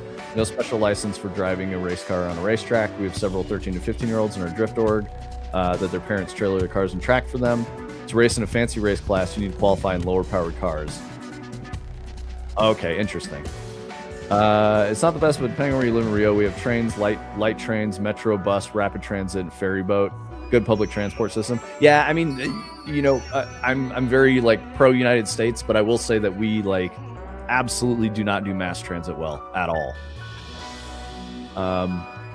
Best mass transit is maybe in like the Northeast, right? Yeah, New York's like functional. Like, yeah, you know, a lot of people use it. So I mean, I took the BART, which is the train in San Francisco, and that shit fucking sucked. It was horrible and disgusting. And like on my way from, you know, this is when I went to GDC, on my way from the hotel downtown back to the airport, I'm like on a train car, and I noticed that all the people near me are standing up and like leaving, and I'm like, what the fuck is going on?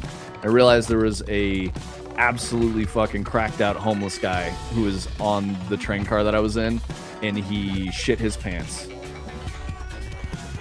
He just did right there, and I was like, man, fuck this. What is happening? Dude's just shit his pants. He was drinking. He was on drugs. Like, why is this happening? NYC is functional. That's a good way to describe it. Efficient, clean, safe. Yeah, exactly. Vib, Tony is asking, is that River the water body plugin that comes with the UE or some other plugin? Yeah, it's the one that comes with UE. It's a little bright blue for some reason. Okay, Illuminous, you know about DOA 6. Bought all the DLC for that past gen. Didn't even download it all because you had to click through 8 million screens. So yeah, I mean, that's good. I wasn't trying to be like, oh, you like DOA, like you're bad and stupid. I was just saying I don't even really know anyone that plays DOA. I think you're the only person. Because like we played DOA back in the day, like, you know, same screen and shit, like versus mode. But it doesn't have like a robust scene. I took the bus into New York City, would walk a mile to the subway, then subway several stops for my morning commute, and we'd see dead people or serious crime daily. Jesus, dude. Yeah, so Anna, that's the thing that I'm saying is like that's the state of public transit in the U.S. In New York with the subway, which is like the best public transit we have. I'm all for getting more people off the road in, you know, some crossover or a massive SUV where they're the only person driving it. They're obviously a terrible driver. Like I'm cool with making that a little harder. Or at least like requiring people to be more trained before they can do that. Because I'm the type of person who's going to go do the training. I will do it. I do not care. I like driving that much. But if it weeds out some people who are like, I'm not going to do that, totally cool with it. Turning Cock says, after Extreme Beach Volleyball, none of my homies talked about DOA. I mean, it's not really a DOA game. It's DOA characters, but it's volleyball dating simulator. I remember buying Xbox 360 DOA just because there was like a Halo Spartan in it, and just being like, this is kind of a mid-fighting game compared to, you know, Tekken and Soul Calibur and all the other ones that I generally would play at the time. It's its own thing. DOA has got like, which I wouldn't necessarily say it's a bad fighting game. It's just, it's its own style. It's its own flavor. Yep. I almost want to say that the equivalent is like the Injustice games. You know? Yeah, totally. I feel like those have kind of taken over. Like those are more popular than DOA at this point. I cannot use that plugin without the max drop down on the blend mode because of how it affects the landscape. Max drop down on blend mode. So does it make like the color look better or something? Because yeah, I do agree. You like overlay it on the landscape and it doesn't really look that good. Oh, Vib, I don't think chlorine changes the color of a swimming pool. It's we paint them blue. Yeah. The swimming pool water is just clear. And if you see people with like really blue like ponds or something, there's blue dye that they put in them to make them look like that. You used to be obsessed with Tekken back in the day. Dude, Vib, you should check out Tekken from EVO this last weekend. It was the best event at EVO. It was so fucking good. Yeah, I mean, we do weird shit out here, bro. Don't even worry about it. Or it's algae colored water in a blue pool. Yeah, which is like green. But yeah. No, chlorine doesn't do that. Chlorine is you can't tell. It changes. It has like a smell to it, but when my understanding too is when you can smell the chlorine, that means the chlorine is activated a bunch, and that pool's not that clean. Or they just put a lot of chlorine in it pretty recently. Yeah, actually, you probably know better than I do because you did lifeguarding in a pool for, a while. Yep. No, if you're like actively smelling it like really, really strongly, there's probably too much, or like they're shocking it or something like that. Yeah. I don't know, like swimmers. I was on swim team for a long time, and something that'll happen is as you're swimming and you know you're doing like freestyle and you're taking a breath about that far off the surface of the water constantly while you're exerting yourself, people's like lungs and throats really start to burn after a while because you're effectively just inhaling like aerosolized, like it's not exactly chlorine because chlorine gas is very deadly and it would hurt you really badly, but just like that like chemical vapor like really starts to affect people's like lungs and stuff sometimes when they do swimming. Absolutely, yeah. I was Yeah, a it's all good, lifeguard man. for like 8 years turning cog. Yeah. Yeah, it's all good, Vib. Those are first world things. Sushi, you like Dead or Alive? Did you play like competitively? Did you play with other people? I'm pretty sure Luminous played it because he is a very competitive gamer. So I'm assuming he played like online all the time. I can't imagine Luminous would ever get a fighting game and then only play like single player. I feel like that would like kill him inside, you know? He'd be self-harming doing that. Anna, ain't that the truth? We got some train stations that are in the middle of a community, like a favela.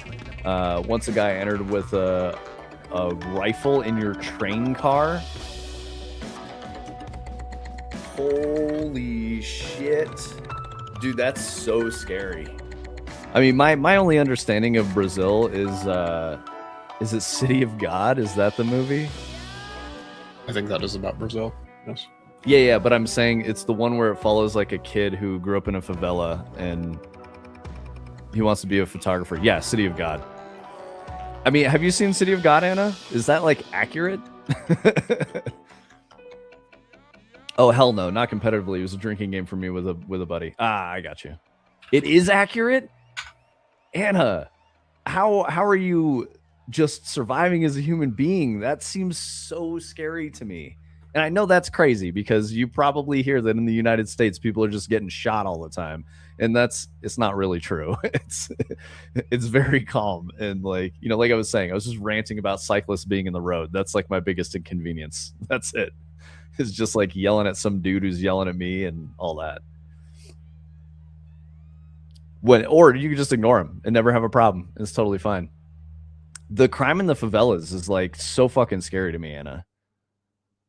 And I think my understanding is that there's like two Brazils, right? There's like favela Brazil and then like hyper wealthy, like, you know, there's like two societies, right?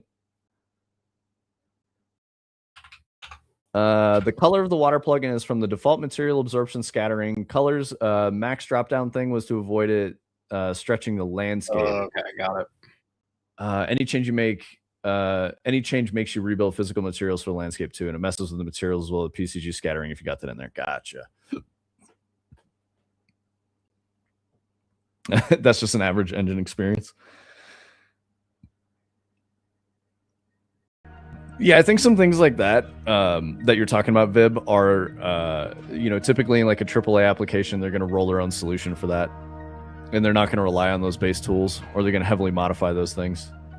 Yeah, I don't know that I know of any games that have actually shipped with the engine water plugins. They don't really seem good enough to me, but maybe. So, fun fact, when I was working on Titan in Destiny, which is like the Saturnian moon that has like liquid surface, they took a lot of creative license and made it like an ocean, but that water sim, in order to get that right, we actually hired the guy who engineered the water for GTA, and he built the water model for us. That was like his whole job. I'm just saying, we hired the guy from Rockstar that invented their water sim. For Carioca's, people born in Rio were like, oh, a guy running with an AK. Oh my god, Anna, that's so scary. That's so scary. I mean, yeah, I guess you just get desensitized to it, right? And if you're not, you know, like, and it's my understanding is it's also not like random violence, right? It's usually gang violence. Like, these people all know each other. I'm pretty sure Fortnite uses the water plugin. Okay, I guess that would be the one. Yeah, Adder was saying I build water from scratch for whatever project I'm working on. I use engine render passes, but the shader is usually a whole package. There you go. Here's the Destiny water. I mean, it doesn't look like terrible, but it also kind of looks like they just like put a fancy material on a plane and kind of made it do some wavy shit with some vertex offsets and, you know, sent it on its way. That's what I'd do. UEFN water uses the same water plugin. Oh, Tony, where did you get like a fucking video of Titan? This is Destiny 2 ambience for 1 hour video on YouTube. Titan? That's so crazy. I don't know if it ever changed. I think it just sits here for the whole hour. I don't think it changes to like a different spot. But, bro, this is like taking me back. Oh. This is like almost a decade ago, guys. It was crazy. A vibey zone. I liked it. My favorite part, so we didn't ship it, but the original concept for the water was very bright blue. And I remember talking to the art team, they were super mad about it because it was more like scientifically viable that it would be bright blue. And they were like, what are we doing, a fucking Taco Bell sponsorship? We got the Baja Blast planet. That was literally how they referred. They were so fucking mad. Adder, I'm sure you can relate to these people. It was 12 years ago. Yes, it was. I'm sure you can relate to like the Bungie art team getting really fucking mad about Baja Blast Titan. Dude, speaking of Baja Blast, Graham can drink Baja Blast now. They just introduced it in either the UK or Europe as a whole, like yesterday. Oh shit, Graham, are you here? I thought I saw Graham earlier. No, Graham was definitely here. So, oh, Mikowski, what's up? Yo, we got Mikowski, Dude, my guy, bro. Why is it mesmerizing? It was designed to be. So check this out, bro. When you type, all those characters turn into orbs that are colored the same as your text color. I don't think yours have come in the queue yet, but when we see some like green looking ones, that'll be you. Graham is here. Yeah, so Graham, we were saying that you finally got Taco Bell Baja Blast. Hunter, how you doing, brother? It's been a minute. I hope you're doing well. Were you coming through to see if we were talking about Bungie sad times? You just had some Taco Bell? Hell yeah, dude. Did you get a crunch wrap, breakfast crunch wrap? Dude, breakfast crunch wrap goes hard. Yeah, it does. I like the bacon one. I'm not surprised, Graham. Taco Bell's so weird. You should just try Mountain Dew Baja Blast now that you can now. You don't have to have Taco Bell. You just, you know, you've probably had Mountain Dew at least. I know it's like, you got to show your ID for it now, but... Well, welcome, brother. Thanks for coming through. Yeah, so what we're doing today, I'm mostly yapping with people in chat, but Tony's been working on 5.8 stuff. He was building like a landscape and doing some water and things like that. Just trying some stuff out, yeah. Yeah, were you like, fuck this, I don't like what's going on with it, so you went to the ball machine? Yeah, basically, yeah. Yeah, so Tony built this. This is chat integrated, does a bunch of stuff. He built the whole thing, lit the whole thing, created the procedural generation system for the chromatic orbs that are falling through that, all this stuff. So it's cool. I like it. We've been trying to figure out a way to connect this to like channel points in like a compelling way. When people get like, drop subs or something like that, we can drop some like bombs in there that like launch the balls in different directions. Bombs. I can do some bombs. Yeah, here.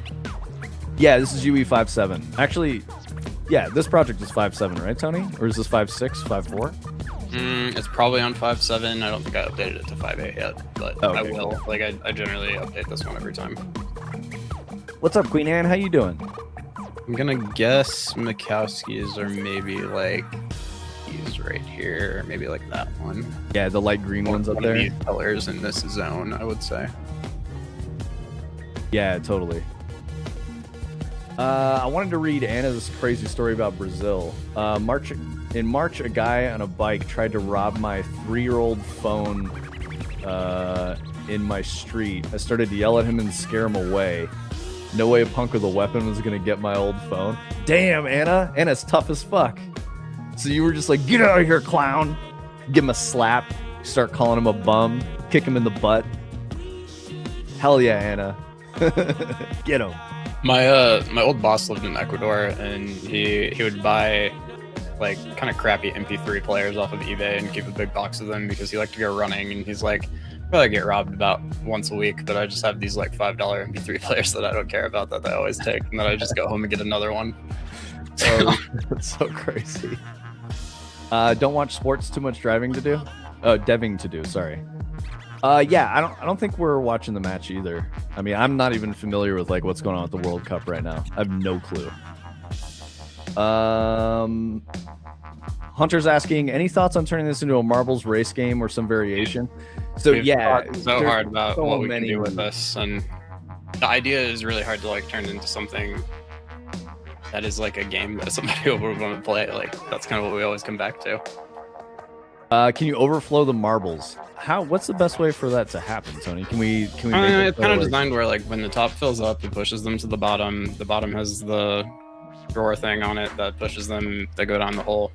So it's designed to kind of stay in equilibrium. But we have like we can show some of the other I think we only have like one other like good variation right now, but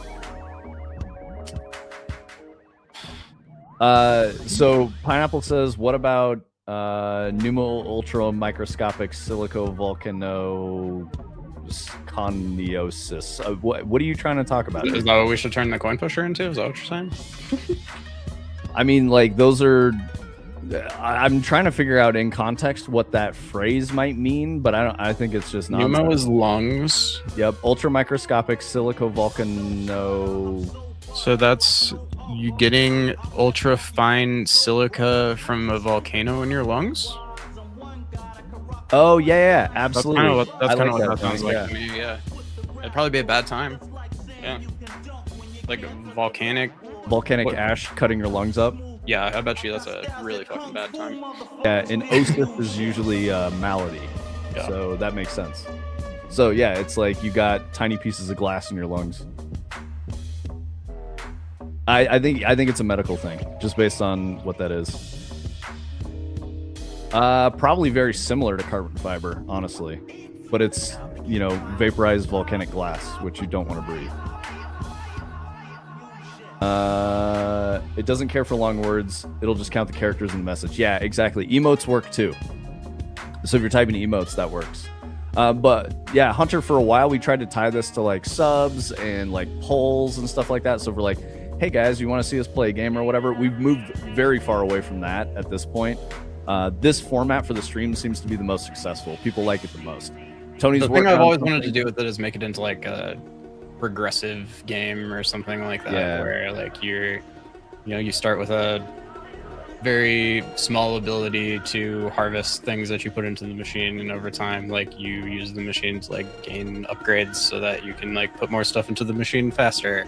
I played a game called Berry recently that kind of works like that, but it just nailing down the specific idea. Like we've been talking about it for like 4 years now or something. Yep. And, we have a lot of the systems built and it can do a lot of things, and I think it would probably even work in like VR and stuff, but just not too sure. Yeah, Marengo, these are literally based on coin pushers. That's what we We had a combo system in one of the older versions that kind of would like bing, bing, bing, bing, bing, bing as they would fall off and stuff, and that was cool. But just like, I don't know. When there's Pineapple like a wondering- group like doing it, we got to figure out like what is the group working towards? Like, why are people incentivized to like put anything in the first place? And like at a point now, it's just kind of like an aquarium thing that just kind of reacts to you guys typing and stuff, and I don't know, it almost kind of feels like a good enough idea for now. Yeah, but we tried this probably for a year straight, and Anna, I think you remember it. I'm trying to think of who else is here. Brightside Anna, Artificial Sky, engaged with a bunch, but like most of the time, people just didn't engage with the coin pusher stuff. Admittedly, I will get obsessed with this, like, I don't know, every like 4 to 6 months, and like spend way too much time just like sitting around and thinking about it and like trying things, and it's just, I always like make it a little cooler and it can like do new stuff, but just like the game part of it has just definitely never come to either of us. We've talked about it so much. LFQ, throw your idea out there, man, because we have full control over it. If it gets too spammy, we can just turn it off, and be like, guys, like we're not having a conversation here, we're just doing a weird thing, and like it, that's mostly what it's about, is like having a conversation with you guys who seem to really enjoy, but you also enjoy like it's weird. It's almost like a TikTok brain rot where you've got two screens and like, the top panel is a podcast and the bottom panel is Minecraft parkour. Like that's what we're doing live, kind of. But I like, want like the thumbnail to yeah. look cool in the feed when like people are going through game dev. Like, admittedly, I think this is gonna look cooler than like somebody's fucking code editor being up on their screen with their little face in the corner. So like, it's always been designed around that a little bit. Vib says, "Wow, it's a lot of work and patience for your audience." We do what we say, man. That's what we do. A lot of the time, it's just like if Unreal Engine is open and I'm making something in it, I kind of feel like I'm probably not wasting my time at least. So, you know. Pineapple, we definitely have it already hooked up to channel points. We've done that before, but like I was saying, the problem is that even when we have it with channel points and we've tried to get people to engage with it, it lasts for like 30 seconds and then people just don't care anymore. So I think it's like, it's not compelling enough. You know, like Gamba with channel points, people don't really care about that. We could probably do that while I'm yapping about something, talking about video game news or whatever. I think it could work, but you know, just the big problem is just that it wears off really fast. Like people just don't, you know, we could do, imagine this, we launch a game and we say, here are 5 keys for the game because it's been successful. We'll do coin pusher and, you know, calculate people's like engagement with it, spending channel points or whatever to get maybe a code for a game. We could do something like that. That might be a little more successful, but just arbitrary like rewards, like more channel points or whatever, people just don't care. How does the Twitch thumbnail get chosen? Randomly. Yep. I think it updates every couple minutes or something, just like kind of screenshots what's going on, puts it up there.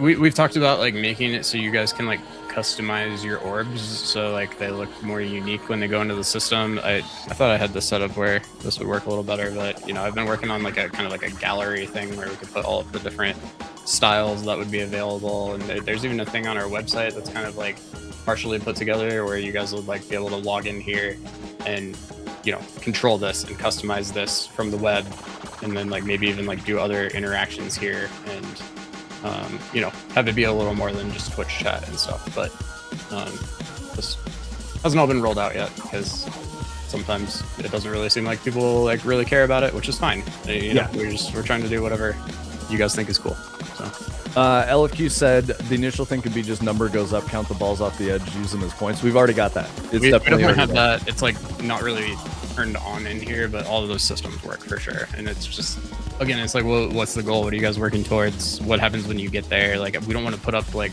a number on the screen because that, I guess, implies something. And just, I don't know, we don't have it totally nailed down yet. Oh, I'm with you on that, Vib. Like, if you're hanging out in, like, I noticed this is a big problem with, like, a solo streamer. When you get into a workflow and you're, like, doing a thing and you're creating, you're no longer engaging with chat. Chat, like, really falls off. So I think that's a benefit to how we do it. You know, he was saying he watches art streams, or he used to watch art streams, and it was kind of like watching paint dry because, like, you just be watching someone do something, and it's a very passive activity. Yeah, and I think that's the strength of Twitch, and the reason why people come to Twitch is for community and conversation, relating to another human being, and, like, you know, relationships, right? So if you ignore that aspect of it, I think Twitch doesn't do well with it. Like, at least as far as people come, you know, into your audience and like engage with what's going on. So I could see why it would turn into watching paint dry. That's why it works for us. Like, Tony can be really locked in on what he's working on, and then I'm chatting with you guys. And then if you're like, wait, what's Tony doing? Then we can like get Tony engaged in the conversation too. Correct.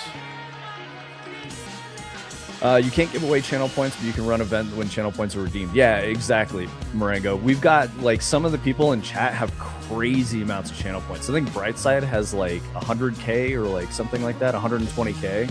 But so that's the other problem is, like, since we can't give them to you, it can't really like necessarily be like a really core part of the activity because I don't know. But we, you know, we take it outside to our own system. There's no reason that you don't have like fractal points or something that like we can give you and that could work in the same way or something, because ultimately the channel points are just triggering things in our system at the end of the day. So. Oh, Vib's liking the music. Nice. Thank you, Vib. Pretty lights. Yeah, we didn't make it. Someone else made it. Very different vibe, but still engaging because of the people in the niche. Yeah, I know what you mean. I've watched art streams and like I don't know. It's weird. We kind of do like a just chatting, but also like technical stuff. I haven't found a lot of Twitch channels similar to our current format. Like, there's just not very many. Regardless of what it is. It's usually like someone playing a video game and they're a big streamer, so they're like locked in on what they're doing and they're not engaging with chat that much, and chat is just yelling at itself. Or you have a smaller community that's very similar to just chatting, but it's difficult for the streamer to be engaged because they're either playing a game or focused on a task and building something. So yeah, I don't know. What's the big worm tag on stream?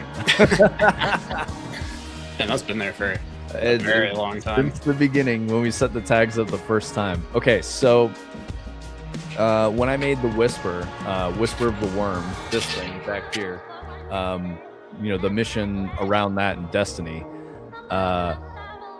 some people in the studio were like, what do we call you, like the worm or whatever? And I was referencing Friday, and I said they call me Big Worm because it's from Friday, the movie with Ice Cube and Chris Tucker. So Big Worm was like the, you know, the main bad guy. It wasn't Debo. He was like the drug dealer guy that was like gonna kill Craig and I can't remember, Smokey. That was his name. He was like coming for Craig and Smokey because Smokey like owed him a bunch of money, and then it became Craig's problem too. So Debo was gonna rob him. It's a whole thing. Go watch Friday if you haven't seen it. So that's what Big Worm comes from. I've probably never seen it not on Comedy Central, which makes me feel like I've probably missed some. Oh yeah, you missed a lot. Most of that movie is like not safe for cable TV. Yeah. Sounds iconic. It is, dude. That was like Ice Cube's first like hit movie. It's really good. It's just about probably being his good. best acting role, honestly. I don't know. Anaconda. Anaconda did it for me, bro. I love Anaconda. I guess that's fair. Are you Smokey Man? You ain't Smokey Man. Just give me the message. It's so good. Also, Bye Felicia is from Friday, in case you've ever wondered. Felicia's coming up, asking Craig and Smokey for some weed, and she's like trying to flirt with Craig. So Felicia is a crackhead. Just to be clear, Felicia is a crackhead in the movie, and she's like trying to like hit on Craig, and he's like, bye Felicia, and then she keeps doing it, and he goes, bye Felicia, and then she's like, oh come on Craig, like whatever, blah blah blah, give me this one thing, and he's just like, bye Felicia. So that's it. That's literally what it's from.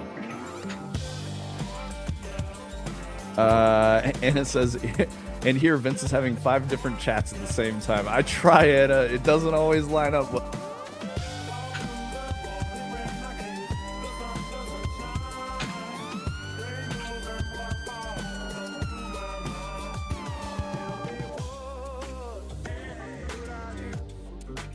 I do some shit like that, kill the mic, you know, but we're back. No. Oh, it's bad. It's bad. Can't hear you. It's not making sound. I'm gonna take him a new cable next time I go over there. Don't worry, guys. I don't know when it's gonna be, but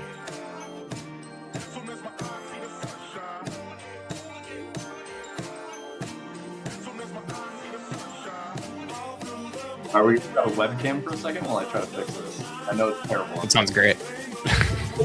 Is it worse? It's so bad. No, I mean just like it's a bad mic, but it's working. Okay, hold on. Yeah. Yeah, I think it's the cable. I don't know what's going on. Yeah. With it. I'll bring you a new cable. You guys are funny.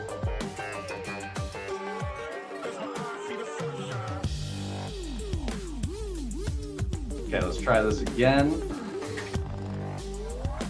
Still bad? Keep talking. Are we good? Are we good? I think you're okay. Okay. Keep my hands away from the microphone. There we go. That was perfect comedic timing, Anna. I didn't do that on purpose. It was great. We're gonna explode. Cover your ears. I'm sorry, guys. I'm sorry. That was terrible. I'm sorry. I had that happening to my camera last night when I was streaming. Sushi left and it happened. See, that's also an advantage of having two people. Is Tony can be like, "Stop it! No, no." Yeah, it's really good. I should do the whole stream on the webcam mic. It's a terrible mic though. I do have a headset mic. It's this guy here. Bad sound quality is like probably the #1 thing that will make people click off of your stuff. 100%. Game, video, stream. If you sound like you're on a webcam mic, a lot of people are not going to hang around and listen to that shit. With all the gamer words. What do you mean, LFQ? No, never. You need to blow into the mic? No, I'm not. I mean, I have a pop filter, so that it doesn't do that. Oh, absolutely, Queen Anne. I think most people don't know when their sound quality gets messed up. I think Queen Anne might be saying they don't even consciously know that they don't want to listen to some content with some fucked up sound quality. Like, they might be like, oh, I don't care about that much, but it's just like... Yeah. I was talking to Omni about this recently. It's just like, if you make like a, say, a YouTube video or something, and in the video, when it starts, you sound like you're on a webcam mic, you're lit very poorly, you know, XYZ, you're stammering, you haven't like practiced your lines or whatever, like people are not going to take you very seriously, and they're not going to appreciate the thing that you worked really hard on, and you're just kind of like shooting yourself in the foot. And yes. If you can just like get over that initial barrier to entry, I think it also has the opposite effect where like people will watch your video and pay attention to it and give you a chance just purely based on the fact that you look professional and like you know what you're doing.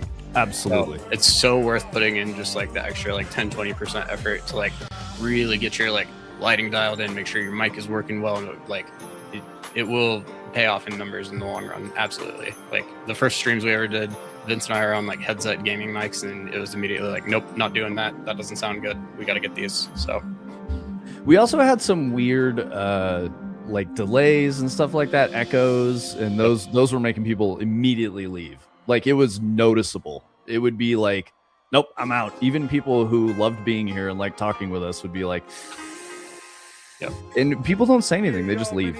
You know, that's the way it goes. So I don't know if you guys want, you know, any advice on how to stream or any of that stuff. All the decisions that we've made are like not some special knowledge. I just talked to my friends who are successful streamers, and I was like, what do you do? You know, the key things are like a consistent schedule. If you're just going live for an indeterminate amount of time, you're going to have varied success there. Engaging chat, like talking, reading people's messages, saying someone's name, having a conversation with them, even if I'm juggling 5 conversations at once, that matters a lot. It's probably the most important thing, especially on Twitch. Just like Tony was saying, if you're making pre-recorded stuff and like doing edits and putting stuff up on YouTube that you can't interact with live, for the love of God, do another fucking take if you flub your line. Do another take. You're editing it. Like, just be like, well, I messed that up. Delete. oh yeah, if you see somebody again. in a YouTube Please. video that's like highly edited and they put in a fuck up like that, it's literally lazy every time. It's just like they decided not to do another take. Marengo says your background needs to be filled with knickknacks and LED lights to be taken seriously on Twitch. I mean, I saw somebody say the stuff is expensive. I did want to say that I know a lot of like really big YouTubers use iPhone white headphone mic to do all of their voiceover. So that's $12 on Amazon, Yep. which I know is still pretty pricey for some people, but like that is extremely affordable compared to a condenser mic that you'd use on your desk or something. And you know, it's not going to be the best mic you ever owned, but like you could make something passable with like some audio processing and just, you know, getting in a closet or something while you're recording, like on a mic that shitty on a phone, it would be just fine. Yep. 100%. Ryan, yeah, Trahan, yeah, like Ludwig. There's so many people who are like who make videos like that. I think Mr. Beast, all of his like gaming content videos, if you watch them, he just has the iPhone thing on, and that's all they're recording on. Yeah, so Pineapple, you said you were doing video edits. Please, for the love of God, put in extra effort. Write a script, rehearse it, record yourself doing it, listen to yourself doing it.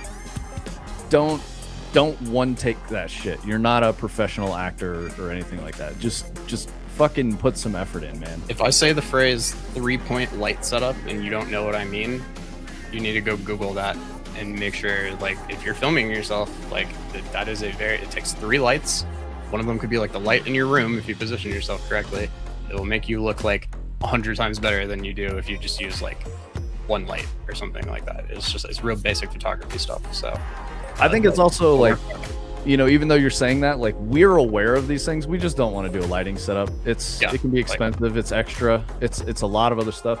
I have a lamp over there. I have this window light pollution. Tony has it too. If I switch to a white background web page, like, that suddenly becomes like a fill light, you know? So like, those are things to consider. Pay attention to all that stuff. Like, this one's super bright. We stream in the day. Generally, our rooms are fairly well lit. You know, it could be better, but I don't think that it's something that would move the needle in a big way compared to everything else that we've got going on. So that's why we don't really bother. I spent a lot of time actually like making some lights for us, and I've never finished them, so we don't have them. But yeah, buying lights was so expensive, and especially good ones. So I bought a bunch of LED strips that are all the different white temperatures, so you get like really nice color range. And I have a prototype of it somewhere. I just need to put it all together.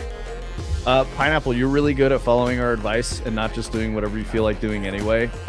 Please take our advice on this, man. Only because I see you saying, I haven't scripted anything, I just record and play a game, I don't record myself.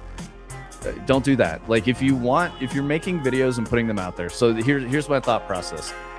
If you're putting, you know, edited content, you're making something, you're trying to entertain someone. Like, think about it that way. Simply putting it up there is not enough to get someone interested in it. It doesn't matter. You'll get your friends and family, they'll look at it and they'll be like, that's cool, I'm proud of you. That's it.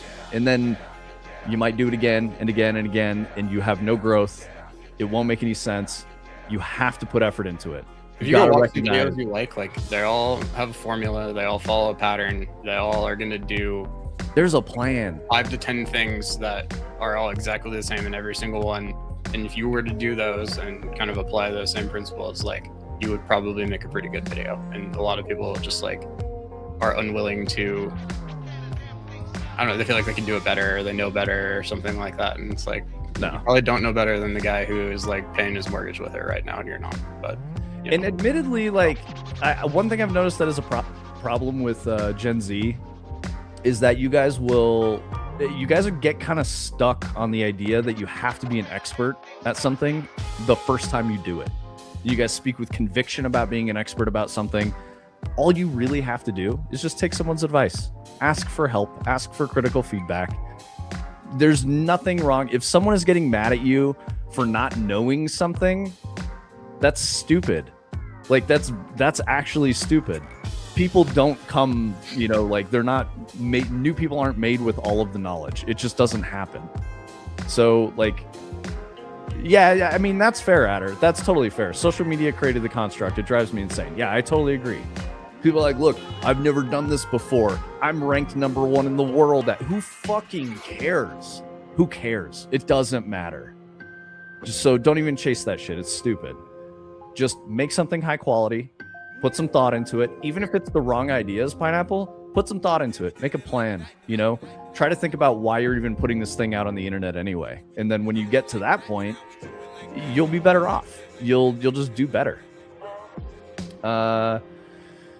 Let's see. Queen Anne said, people don't like pointing out problems generally. I mean, like, I think that's weird. If you're out here being creative, like, you can't be fragile. You know that, Queen Anne, you know, like, you've been in some hard, you know, game design or like design conversations, getting feedback and stuff like that.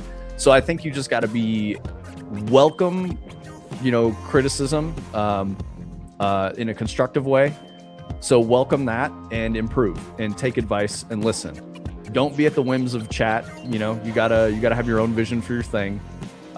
Chat doesn't know. Everyone's got a million different opinions. Don't source your ideas from the mob. It just doesn't work. Yeah, do your good thing. Have a plan. Get an idea. Execute on that. See how it went well or not, and then make some changes. And then there you go. Queen Anne says, I saw a great channel talking about economics of video games, really cutting edge stuff on there, but he would flub lines and not edit, despite him never appearing on camera in the video. And that's all the comments would talk about. So he's just like sitting there on the mic in the editing booth. Like, there's no reason not to. It kind of like, So you know how you do the thing where, like, if I send you something on social media, you'll like try really hard to find something to focus on that isn't the thing that you're supposed to focus on. Like, it almost points to like somebody's ability to like make a good piece of content when like you can't find anything to like, you know, inadvertently focus on purpose because like they made something that was like so focused and doesn't have anything silly and stupid in it like that. It's, I don't know, it's just human nature to some extent. So Vib says it kind of also depends on what your goal is with streaming. Like, for example, this one streamer I know of just streams to make himself regular at it, literally for the analytics to see how much work he got done.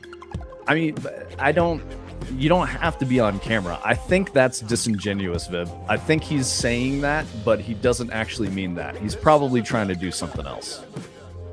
It doesn't seem like a great way to spend your time. You know, admittedly, like, chat's really distracting. It's difficult to engage with chat and get anything done. It's like, if you're trying to get something done, don't do it on stream. It's just not going to happen. Or do it on stream, but be aware that chat's going to suffer and your growth is going to suffer. Like, it's, yeah. And then think about, why does growth even matter to you? And if growth doesn't matter to you, why stream on the internet in the first place? That's the thing that I don't get. Like, just be honest with yourself, you know? If you're streaming for funsies, why? Why? Like, it doesn't make any sense whatsoever. You need a goal in mind of, like, why you're live streaming and, like, what you want to get out of it, what you want to achieve. And when I say that, I don't mean viewer number is X. Like, that's absurd. If you're like, I'm gonna get to 100,000 followers and, you know, 98 subs a week, like, it doesn't fucking matter. That's like, those are just weird things to chase. You need a more abstract goal, like, okay, this is gonna sound bad, but do you guys know what OKRs are? I think that's a really good way to qualify it. If you create objectives and key results for your stream as an abstract concept, and you give yourself a time frame of 1 year to achieve these things, you can work backwards from that goal and give yourself smaller goals and things that you can do that are independent of the number going up. When you do that stuff, the number will go up. Omni showed Tony and I a video he made. Tony and I sat there giving constructive criticism. Find people that are not trying to protect your feelings and watch what you make. Yes, very real, Turning Cog. I'm building the ultimate gaming room type shit. Yeah, I'm building my dream game. Yeah, exactly. I get all this and it makes sense, but I just play Sky Factory and have fun and happen to have OBS, so I just record it in the background, shorten the video, and post. I'm not really trying to grow, but I feel like I might as well publish because my friends say they enjoy watching because they don't have a PC to play these games. Okay, so your friends are your audience, Pineapple. Make it worth their while, because then it will become strangers who like that. You don't know them, and they want to watch your shit too. That's why it matters. And then it could turn into something that grows and is interesting and compelling to people. I guess the thing that I'm trying to say is that you are not entitled to positive and constructive feedback or enjoyment of the thing you made simply because you made a thing. You have to make a thing that is compelling to people. And that's very difficult, obviously. But that's what art is. You have to make something that connects with another person that you don't know. And, you know, simply throwing gameplay up there is not, it's not enough, honestly. It's very low level of effort. Let's see. I don't stream often because I would rather get things done and not have to explain it. I stream because a lot of my projects are Twitch integrated. Yeah, I mean, like, Marengo, you do, like, VTuber stuff? I didn't even know you were a VTuber. Also, having emotes is cool. Okay, so I'm going to break the fourth wall a little bit here, guys. So emotes are a way to advertise your channel on another person's channel in a sneaky way. That's exactly what it is. If you make a cool emote, someone sees it, they're like, that's sick. I like this. Where did that come from? Then they find the channel it came from, and then they go follow, and they sub because they want the emote. That's an entire economy on Twitch. The whole thing works that way. So I don't know, man. If you want to, like, if you want to think about it a different way, I think you're approaching it wrong. Yeah, see, you guys are spamming emotes right now that you've collected. I rest my case. Vib says, yeah, I had OKRs in the last 3 companies I worked at. Unfortunately, it was just a namesake in those companies, like a thing for the CEO. Yeah, so Vib, if you approach the idea of an OKR from a good faith standpoint and you're making it for yourself, it can be effective. If you're doing it because your boss says you have to do it, it feels like a waste of time and it's trash. And I totally get that. Ew, strangers, aren't they danger? Yeah, usually. Yeah, objectives and key results are OKRs. Tony's a KPI guy. KPI is an OKR. It's just key performance indicator. Now I know it's not. I don't stream. There is no stream to watch. Wait, I don't understand what you're trying to say there, Marengo. I'm sorry. I was probably, what am I advertising? I missed a message, Vib. I can't really work. I read a little bit about that. I need to be focused and, oh, I see. You're talking about your friend, or the streamer. He disabled channel points and redeems because he argued that he works better when he streams, even puts a timer on streams, doesn't look at chat. That's weird. I don't understand that. I mean, I would. Is he successful? Yeah, I mean, you know, Turning Cog is probably being a little sarcastic, but I mean, he's not wrong. You are literally advertising yourself. You're advertising your own channel. I'm not advertising my stream and my emotes because I don't stream. I mean, Marengo, I'm not trying to be like accusatory to anyone here. I'm not saying it's a bad thing. I'm saying that's just the truth of what it is. That's how emotes work, you know? Like that's is successful relative? I mean, what is it? Number goes up, or is it like financial gain? Because I would argue that financial gain is actually success. If it's just number goes up and there's no financial gain, I don't think there's any success there. There's a book called Tribes by Seth Godin. Not a great book, but it talks about building. It's like an advertising.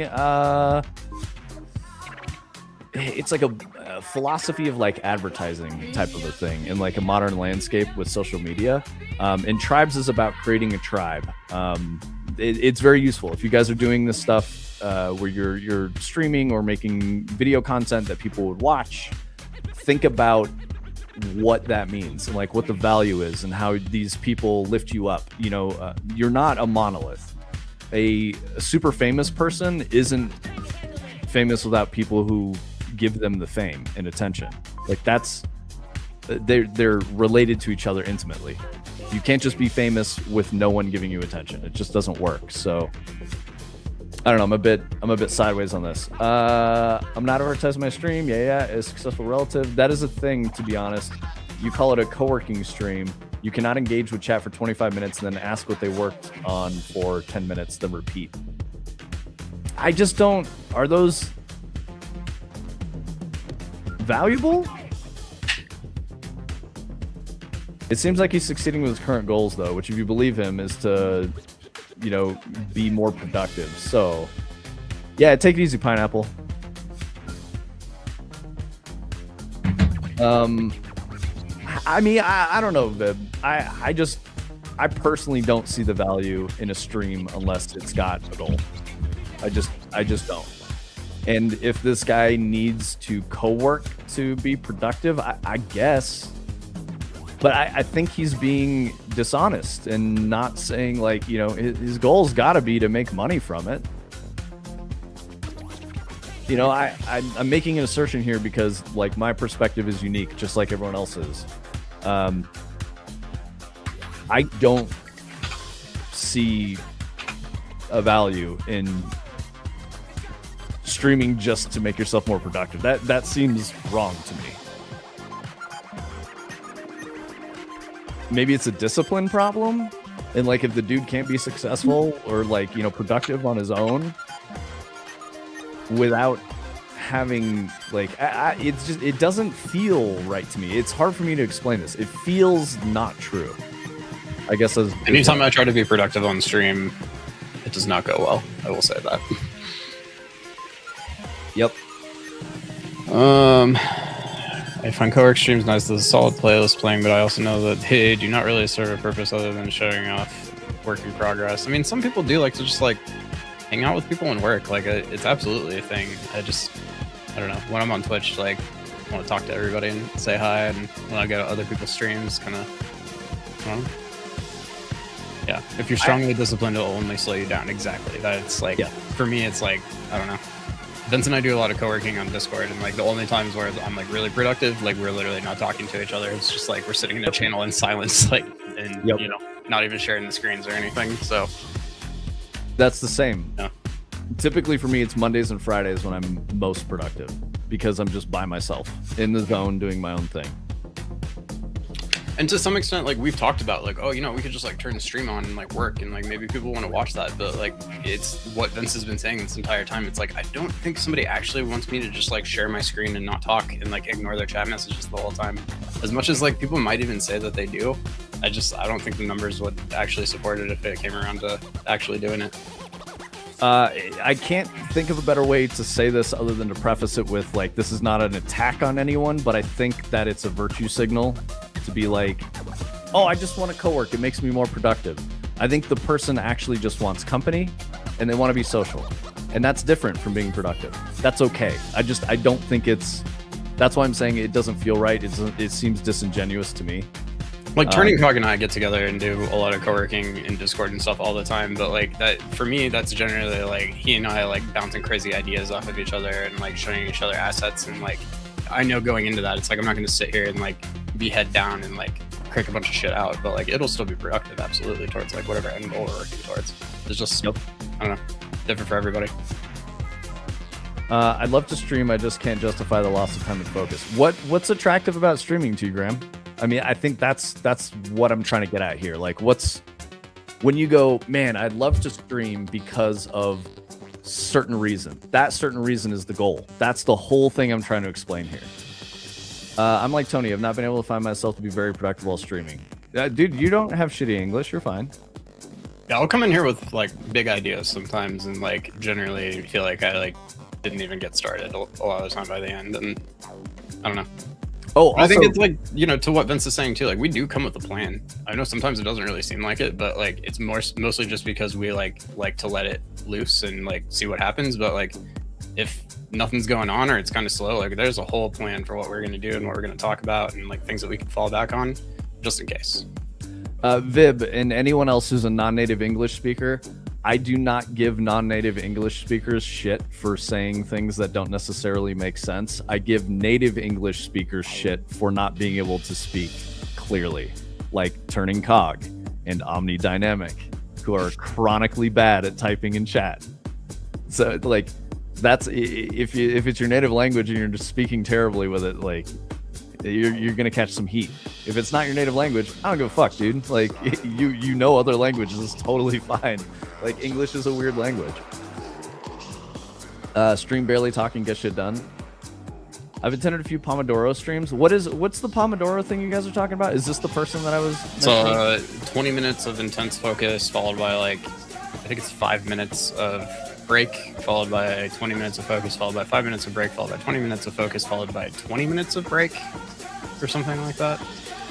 And there's timers that look like tomatoes that people used originally, so it became called Pomodoro. Interesting. Yeah, I learned about it in code school. I've tried it a few times. I'm just way too ADHD to like pay attention to the system that well. And I cannot Portuguese. The pronunciation fucks me up so bad. I can't do it. It's crazy. I was encouraged to become a streamer because I was coding for another VTuber. I tried many methods and avatars, but never stuck with it. Yeah, I think goals are the important piece here. Like I'm really not trying to be mean or discourage people. I'm saying find the thing that makes it worth it, that makes it worth your time, and like focus on that. And, you know, make sure that when you set a goal, that you have another goal afterward. When you achieve that goal, you will feel a sense of emptiness and a loss of direction after achieving that goal, unless you have a longer term plan with more goals that lead to other things. And then before you know it, you're just going to be in a position in life where you're just like, man, this is cool as fuck. I can't believe I did all this shit. And I don't know, the Pomodoro thing, like I was saying, guys, if you like it and it's your thing, if it works for you, enjoy it, do it. I think that it's weird and it doesn't make sense to me, and I think it's actually something else. It's like pretending to be something that it's not. That's kind of my thoughts on it. Get called out. Probably wrap up here shortly. Yeah, I agree. Yeah, turning cog is a good sport. Omni gets butt hurt, so I hope he doesn't. I hope he doesn't stay butt hurt. He knows I love him. LFQ says I'm gonna head out for the day. Have a good one, guys. See you next time. Yeah, thank you, LFQ. Have a good one, brother. We'll be back tomorrow with similar activities of some sort. Yeah, exactly. Similar activities. But yeah, guys, like, just think about why you're doing a thing. Just try to. That exercise in and of itself is very difficult, but you will find a direction by doing that. And then when you find that direction, it's just going to work way better. You're going to be much happier with how you're spending your time. So, all right. Yeah, that's my dad advice, I guess. Take it easy, guys. We will see you tomorrow. We got a Stevie and a Mikowski both online. And let's raid Mikowski. He's playing Marathon. Yeah, I mean, he's yeah, I'm fine with it. So Mikowski's a very cool dude. I met him working on Destiny. I did interviews with him. Like he interviewed me about like Whisper and stuff like that. He's a very cool guy. He's he does color commentary for professional esports, specifically Halo. He was a former esports club owner for a little bit. He's a professional gamer. He's a very chill guy. Admittedly, he's not great at interacting with chat, so don't expect him to chat you guys up all that much. But say what's up to him, and if you like seeing some cool FPS gameplay, he's definitely got it. So I'll send you guys over there. We'll raid some of the other regulars tomorrow, whatever. But he came through, so I wanna pass the. Yep. Thanks for coming through, everybody. Pass the love on over. Yeah, take it easy, y'all. I'm gonna hit start raid, so we're gonna have like a 10-second countdown, something like that. But give him a chance if you want to see some high tier marathon gameplay, or some good FPS gameplay. He's a great gamer. Like dude's got some crazy skills. So let's see. Okay, cool. We're good on the cooldown. I will catch y'all tomorrow. We'll see you guys later. Have a good one.